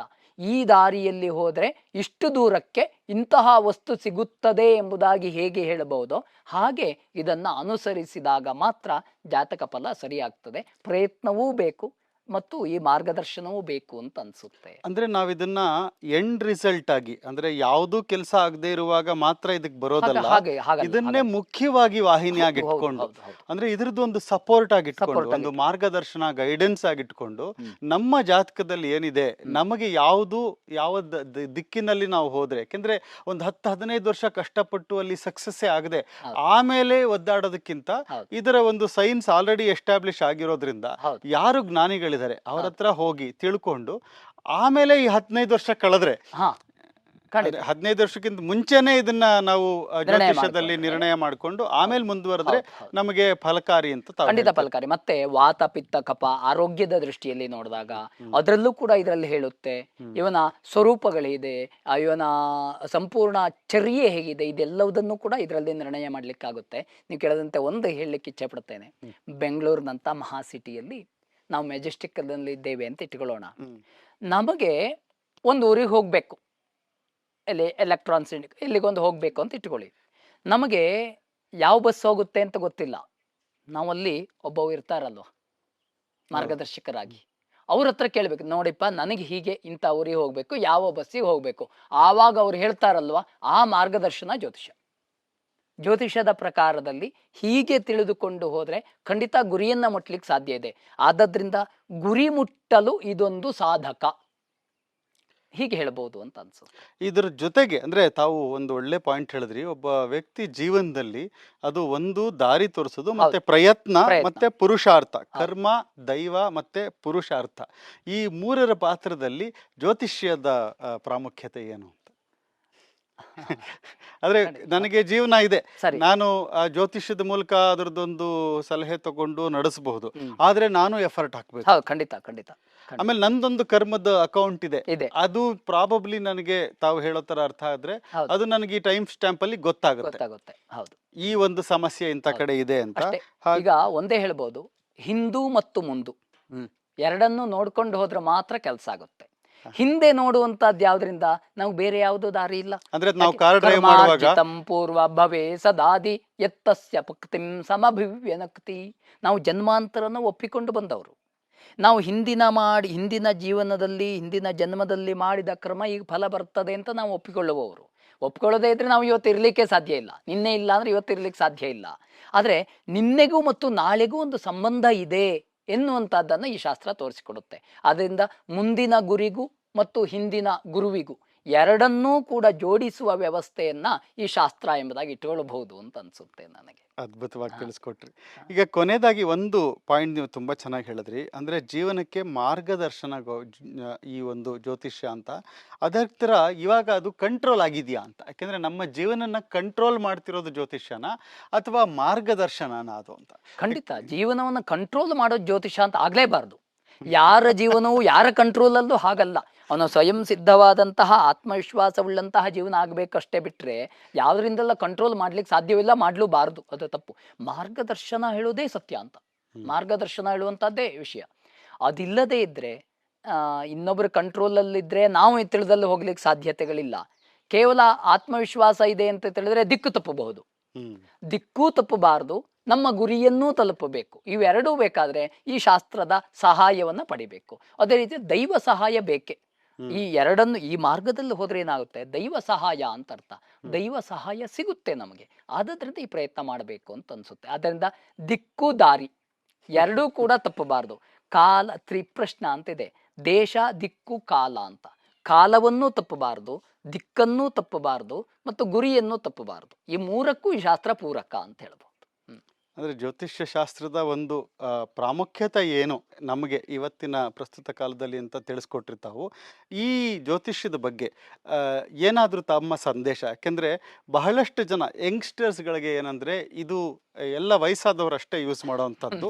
ಈ ಯಂಗ್ಸ್ಟರ್ಸ್ ಇದನ್ನ ನಂಬಲ್ಲ, ನಾನು ನಂಬಲ್ಲಪ್ಪ, ಈ ಜ್ಯೋತಿಷ ಗಿರಿಷ ಎಲ್ಲ ನಾನು ನಂಬಲ್ಲ, ನನಗೆ ಏನಾಗುತ್ತೋ ಆಗಲಿ ನೋಡ್ಕೊಳ್ಳೋಣ ಅನ್ನೋ ಥರದ್ದು ಒಂದು ಈ ಯಂಗ್ಸ್ಟರ್ಸ್ಗೆ ಮೆಂಟಾಲಿಟಿ ಇರುತ್ತೆ. ಆಮೇಲೆ ಏನಾದರೂ ತೊಂದರೆ ಆದಾಗ ಬರ್ತಾರೆ. ಅಂದ್ರೆ ಆ ಥರ ತಾವು ಏನು ಸಂದೇಶ ಕೊಡ್ತೀರಾ? ಯಾಕೆಂದ್ರೆ ತಾವು ದೊಡ್ಡ ಇದರಲ್ಲಿ ಬಹಳಷ್ಟು ಶ್ರಮ ಪಡ್ತಾ ಇರೋರು, ಗುರುಕುಲ ನಡೆಸ್ತಾ ಇರೋರು, ಬಹಳಷ್ಟು ಮುಂದಿನ ಜ್ಯೋತಿಷಿಗಳನ್ನ ಶಾಸ್ತ್ರೀಯ ರೀತಿಯಲ್ಲಿ ಅವ್ರನ್ನ ಬೆಳೆಸ್ತಾ ಇರುವಂಥವ್ರು, ಗುರುಕುಲ ನಡೆಸ್ತಾ ಇರುವಂಥವ್ರು. ಹಾಗಾಗಿ ತಮ್ಮ ಆಳವಾದ ಒಂದು ಏನು ಚಿಂತನಾ ಅಧ್ಯಯನ ಇದೆ ಅದ್ರ ಮೇಲೆ ತಾವು ಒಂದು ಸಂದೇಶ ನೀಡೋದಾದ್ರೆ ಯಂಗ್ಸ್ಟರ್ಸ್ಗೆ ನೀವು ಏನು ಹೇಳಕ್ ಇಷ್ಟಪಡ್ತೀರಾ? ಈ ನಾನು ನಂಬಲ್ಲ ಅನ್ನೋರ್ಗೆ ಈ ಜ್ಯೋತಿಷ್ಯ ಏನು, ನಾನು ನನ್ನ ಕಾನ್ಫಿಡೆನ್ಸ್, ಸೆಲ್ಫ್ ಕಾನ್ಫಿಡೆನ್ಸು ನನ್ನ ಮೇಲೆ ನನಗೆ ಕಾನ್ಫಿಡೆಂಟ್ ಇದೆ, ನಾನು ಅದನ್ನು ಮಾತ್ರ ನಂಬ್ತೀನಿ ಅನ್ನೋ ಥರ ಯಂಗ್ಸ್ಟರ್ಸ್ಗೆ ಏನು ಹೇಳ್ತೀರಾ ತಾವು ಸಂದೇಶ ತಿಳಿಸ್ಬೇಕು? ಬಹಳ ಒಳ್ಳೆಯ ಪ್ರಶ್ನೆ. ಇದನ್ನು ಸಂದೇಶ ಅಂತ ಹೇಳೋದಕ್ಕಿಂತ ಸತ್ಯ ಅಂತ ಹೇಳೋದು ಒಳ್ಳೆಯತ್ತು ಅಂತ ಅನ್ಸುತ್ತೆ. ಯಾಕೆ ಸಂದೇಶ ಕೊಡ್ಲಿಕ್ಕೆ ನಾವ್ಯಾರು ದೊಡ್ಡ ಜನ ಅಲ್ಲ. ಸತ್ಯ ಸಂದೇಶ, ಶಾಸ್ತ್ರದ ಸತ್ಯತೆ ಏನು ಅಂತ. ಈಗ ನಂಬುತ್ತಾರೋ ಬಿಡ್ತಾರೋ, ಪ್ರಭಾವ ಇದೆಯೋ ಇಲ್ವೋ, ಇವೆರಡನ್ನು ನಾವು ಹೇಳೋದಲ್ಲ, ಅವ್ರವರೇ ಅನುಭವಿಸ್ಬೇಕಾಗತ್ತು. ಯಾಕೆ ಅನುಭವ ಹೇಳುವಂತಹದ್ರ ಮುಂದೆ ಮತ್ಯಾವುದೂ ಕೂಡ ಇಲ್ಲ. ಉದಾಹರಣೆಗೆ ಸಕ್ಕರೆ ತಿಂದಾಗ ಸಿಹಿ ಎನ್ನುವಂತಹದ್ದು ಅನುಭವದಲ್ಲಿ ಬರಬೇಕೇ ಬಿಟ್ರೆ ನಾವು ಇನ್ನೊಬ್ಬರು ಪಾಠವನ್ನ ಮಾಡಿ ಬರೋದ್ರಲ್ಲಿ ಏನೂ ಸಾರ್ಥಕತೆ ಇಲ್ಲ. ಹಾಗೆ ನೋಡಿದಾಗ ಮೊಟ್ಟ ಮೊದಲು ಈ ಜಗತ್ತಿನಲ್ಲಿ ನಾನು ಹೇಗೆ ಬಂದೆ, ಯಾಕೆ ಬಂದೆ, ಪ್ರಶ್ನೆಯನ್ನ ಉತ್ತರವನ್ನು ಮಾಡಬೇಕು ಅಂತಾರೆ ನಮ್ಮ ಕರ್ಮ ಸಿದ್ಧಾಂತಕ್ಕೆ ಹೋಗಬೇಕು. ಬಂದ ಮೇಲೆ ಏನಾಯ್ತು, ಹೀಗಾಗ್ಲಿಕ್ಕೆ ಕಾರಣ ಏನು ಅಂತ ಹುಡುಕ್ಲಿಕ್ಕೆ ನಾವು ಭೌತಿಕ ಕಾರಣಗಳು ಒಂದಿಷ್ಟು ಸಿಕ್ಕಬಹುದು. ಆ ಭೌತಿಕ ಕಾರಣವನ್ನು ಬಿಟ್ಟು ಕೆಲವೊಂದಿಷ್ಟು ಅವಸ್ಥೆಗಳಿರ್ತದೆ, ಅದನ್ನ ನೋಡ್ಬೇಕಾಗಿದ್ರೆ ಶಾಸ್ತ್ರಕ್ಕೆ ಬರಬೇಕು. ಇದರ ಒಟ್ಟು ಸ್ಥಿತಿಯಲ್ಲಿ ಹೇಳೋದಾದ್ರೆ ಒಂದು ಗಡಿಯಾರ ಇದೆ ಅಂತ ಇಟ್ಕೊಳ್ಳೋಣ. ಆ ಗಡಿಯಾರ ಈ ವ್ಯಕ್ತಿಯ ಮೇಲೆ ಪ್ರಭಾವ ಬೀರುತ್ತೋ ಇಲ್ವೋ, ಇದನ್ನ ತಿಳಿದುಕೊಂಡ್ರೆ ಜಾತಕ ಇವನ ಮೇಲೆ ಪ್ರಭಾವ ಬೀರುತ್ತೋ ಇಲ್ವೋ ಅಂತ ಗೊತ್ತಾಗ್ತದೆ. ಈಗ ಉದಾಹರಣೆಗೆ ನೋಡಿ, 6 ಗಂಟೆ ಆಯ್ತು ಅಂದ ಕೂಡ್ಲೆ ಆ ಮುಳ್ಳು 6 ಮತ್ತು 12 ಹತ್ರ ಇರುತ್ತೆ. ಆದ್ರೆ ಮುಳ್ಳಿನಿಂದ ಇವನಿಗೆ ಯಾವುದೇ ಒಂದು ಪ್ರಭಾವ ಬರಲಿಲ್ಲ.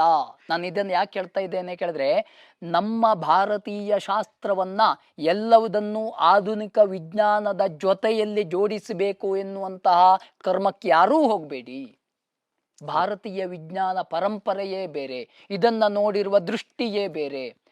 ಆದರೆ ಅದರಲ್ಲಿರುವ ಸತ್ಯಾಸತ್ಯತೆಯನ್ನ ತಿಳ್ಕೊಳ್ಬೇಕು. ಜ್ಯೋತಿಷ ಶಾಸ್ತ್ರವೂ ಹಾಗೆ.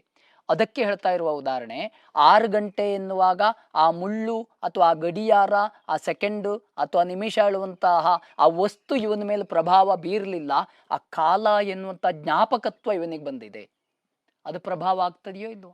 6 ಗಂಟೆ ಅಂದ್ಕೊಳ್ಳೆ ತನಗೆ ಯಾವ ಕೆಲಸವನ್ನ ಮಾಡಬೇಕು ಹೇಳುವ ಜಾಗೃತೆ ಆಗುತ್ತಲ್ವಾ, ಆ ಜಾಗೃತೆಯೇ ಈ ಜಾತಕದಿಂದ ಆಗ್ಬೇಕಾದದ್ದು. ಉದಾಹರಣೆಗೆ ಒಂದು ಗಡಿಯಾರದಲ್ಲಿ 1, 2, 3 ಅಂತ 12ರವರೆಗೆ ಅಂಕೆಗಳಿರುತ್ತೆ, ಸ್ಥಿರವಾಗಿರುತ್ತೆ. ಅದ್ರ ಜೊತೆಯಲ್ಲಿ 1 ಗಂಟೆಯನ್ನು ತೋರಿಸುವ ಮುಳ್ಳು, ನಿಮಿಷವನ್ನು ತೋರಿಸುವ ಮುಳ್ಳು, ಸೆಕೆಂಡನ್ನು ತೋರಿಸುವ ಮುಳ್ಳು ಇರುತ್ತೆ. ಇದು ಸಂಚರಿಸ್ತಾ ಇರುತ್ತೆ. ಇದೇ ಜಾತಕ. ಅರ್ಥ ಆಗೋದು ಕಷ್ಟವೇನೋ ನೋಡಿ.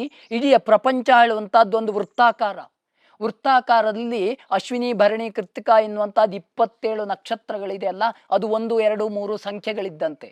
ಅದರಲ್ಲಿ ಚಲಿಸ್ತಾ ಇರ್ತದೆ ಅಲ್ವಾ ಗ್ರಹಗಳು, ಇದು 9 ಮುಳ್ಳು ಇದ್ದಂತೆ. ಕೇವಲ 1, 2, 3 ಮುಳ್ಳು ಅಷ್ಟು ನಮ್ಮಲ್ಲೇ ಜಾಗ್ರತೆಯನ್ನ ಮಾಡಿದಾಗ ಸಂಪೂರ್ಣ ಪ್ರಪಂಚ ಎನ್ನುವಂಥ ಜೀವನ ಚಕ್ರ ಎನ್ನುವಂಥ ಗಡಿಯಾರದಲ್ಲಿ ಈ ಗ್ರಹ ನಕ್ಷತ್ರಗಳು ನಮಗೇನು ಮಾಡ್ತವೆ ಕೇಳಿದ್ರೆ, ಅದರ ರಶ್ಮಿ ಅಲ್ಲ, ಪ್ರಭಾವ ಅದಲ್ಲ. ಇದು ಇಲ್ಲಿ ಬಂದದ್ದರಿಂದ ನಾನು ಈ ಕರ್ತವ್ಯವನ್ನ ಮಾಡಬೇಕು ಎನ್ನುವ ಜಾಗೃತೆ ಉಂಟಾಗುತ್ತಲ್ವಾ, ಇದನ್ನ ಶಾಸ್ತ್ರ ಅಂತ ಹೇಳ್ತಾರೆ. ಆದದ್ರಿಂದ ಅವ ಎಲ್ಲಿ ನೋಡಬೇಕು ಕೇಳಿದ್ರೆ, ನಮ್ಮ ಭಾರತೀಯ ಶಾಸ್ತ್ರವನ್ನ ಯಾವ ದೃಷ್ಟಿಯಲ್ಲಿ ನೋಡಬೇಕು ಅಂತ ಕೇಳಿದ್ರೆ, ಕೇವಲವಾಗಿ ಭೌತಿಕವಾಗಲ್ಲ, ಈ ರೀತಿಯ ಪ್ರಭಾವ ಇದೆ ಎನ್ನುವಂಥದ್ದು ಒಂದು ಮನಸ್ಸಿಗೆ ಬರಬೇಕು. ಇದಕ್ಕಿಂತ ಮುಂದಿನ ಒಂದು ಸಂದೇಶವನ್ನು ಖಂಡಿತವಾಗಿ ಹೇಳಬೇಕು. ಈ ಜೀವನ ಕೇವಲ ಈ ಭೌತಿಕ ಪ್ರಪಂಚದ ಜೀವನ ಅಷ್ಟೇ ಅಲ್ಲ, ಅಧ್ಯಾತ್ಮದ ಪ್ರಪಂಚ ಬಹಳ ದೊಡ್ಡದಿದೆ. ನಮ್ಮ ಶರೀರದಲ್ಲೇ 9 ಗ್ರಹಗಳಿದ್ದಾರೆ, ನಮ್ಮ ಶರೀರದಲ್ಲೇ 27 ನಕ್ಷತ್ರಗಳಿವೆ. ನಮ್ಮ ಶರೀರ ಹೇಳುವಂತಹದ್ದು ದೇಹೋ ದೇವಾಲಯ ಪ್ರೋಕ್ತಃ ದೇವ ಜೀವ ಸದಾಶಿವ ಅಂತ ಹೇಳಿದೆ. ನಮ್ಮಲ್ಲೇ ಚೈತನ್ಯಯುಕ್ತನಾದಂತಹ ಪರಮಾತ್ಮ ಇದ್ದಾನೆ. ಇದರ ಕಲ್ಪನೆಯನ್ನು ತೆಗೆದುಕೊಂಡಾಗ ಆಕಾಶದಲ್ಲಿ ನಡೆಯುವ ಅಷ್ಟೂ ಘಟನೆಗಳು ಕೂಡ ದೇಹದಲ್ಲಿ ನಡೆಯುತ್ತೆ ಅಂತ ಯೋಗಶಾಸ್ತ್ರ ಹೇಳುತ್ತೆ. ಬ್ರಹ್ಮಾಂಡ, ಪಿಂಡಾಂಡ ಬಹಳ ಸರಿಯಾದ ಶಬ್ದ. ಬ್ರಹ್ಮಾಂಡ ಮತ್ತು ಪಿಂಡಾಂಡ. ಯದ್ಯದ್ ಬ್ರಹ್ಮಾಂಡೇ ತತ್ತತ್ ಪಿಂಡಾಂಡೇ. ಯಾವುದು ಅಲ್ಲಿ ಕಾಣ್ತದೆಯೋ ಅಷ್ಟು ಇದ್ರ ಒಳಗಡೆಯಲ್ಲಿದೆ. ಆವಾಗ ಸೂರ್ಯೋದಯ ಆಗೋದು ಇಲ್ಲಿಯೇ, ಸೂರ್ಯಾಸ್ತ ಆಗೋದು ಇಲ್ಲಿಯೇ.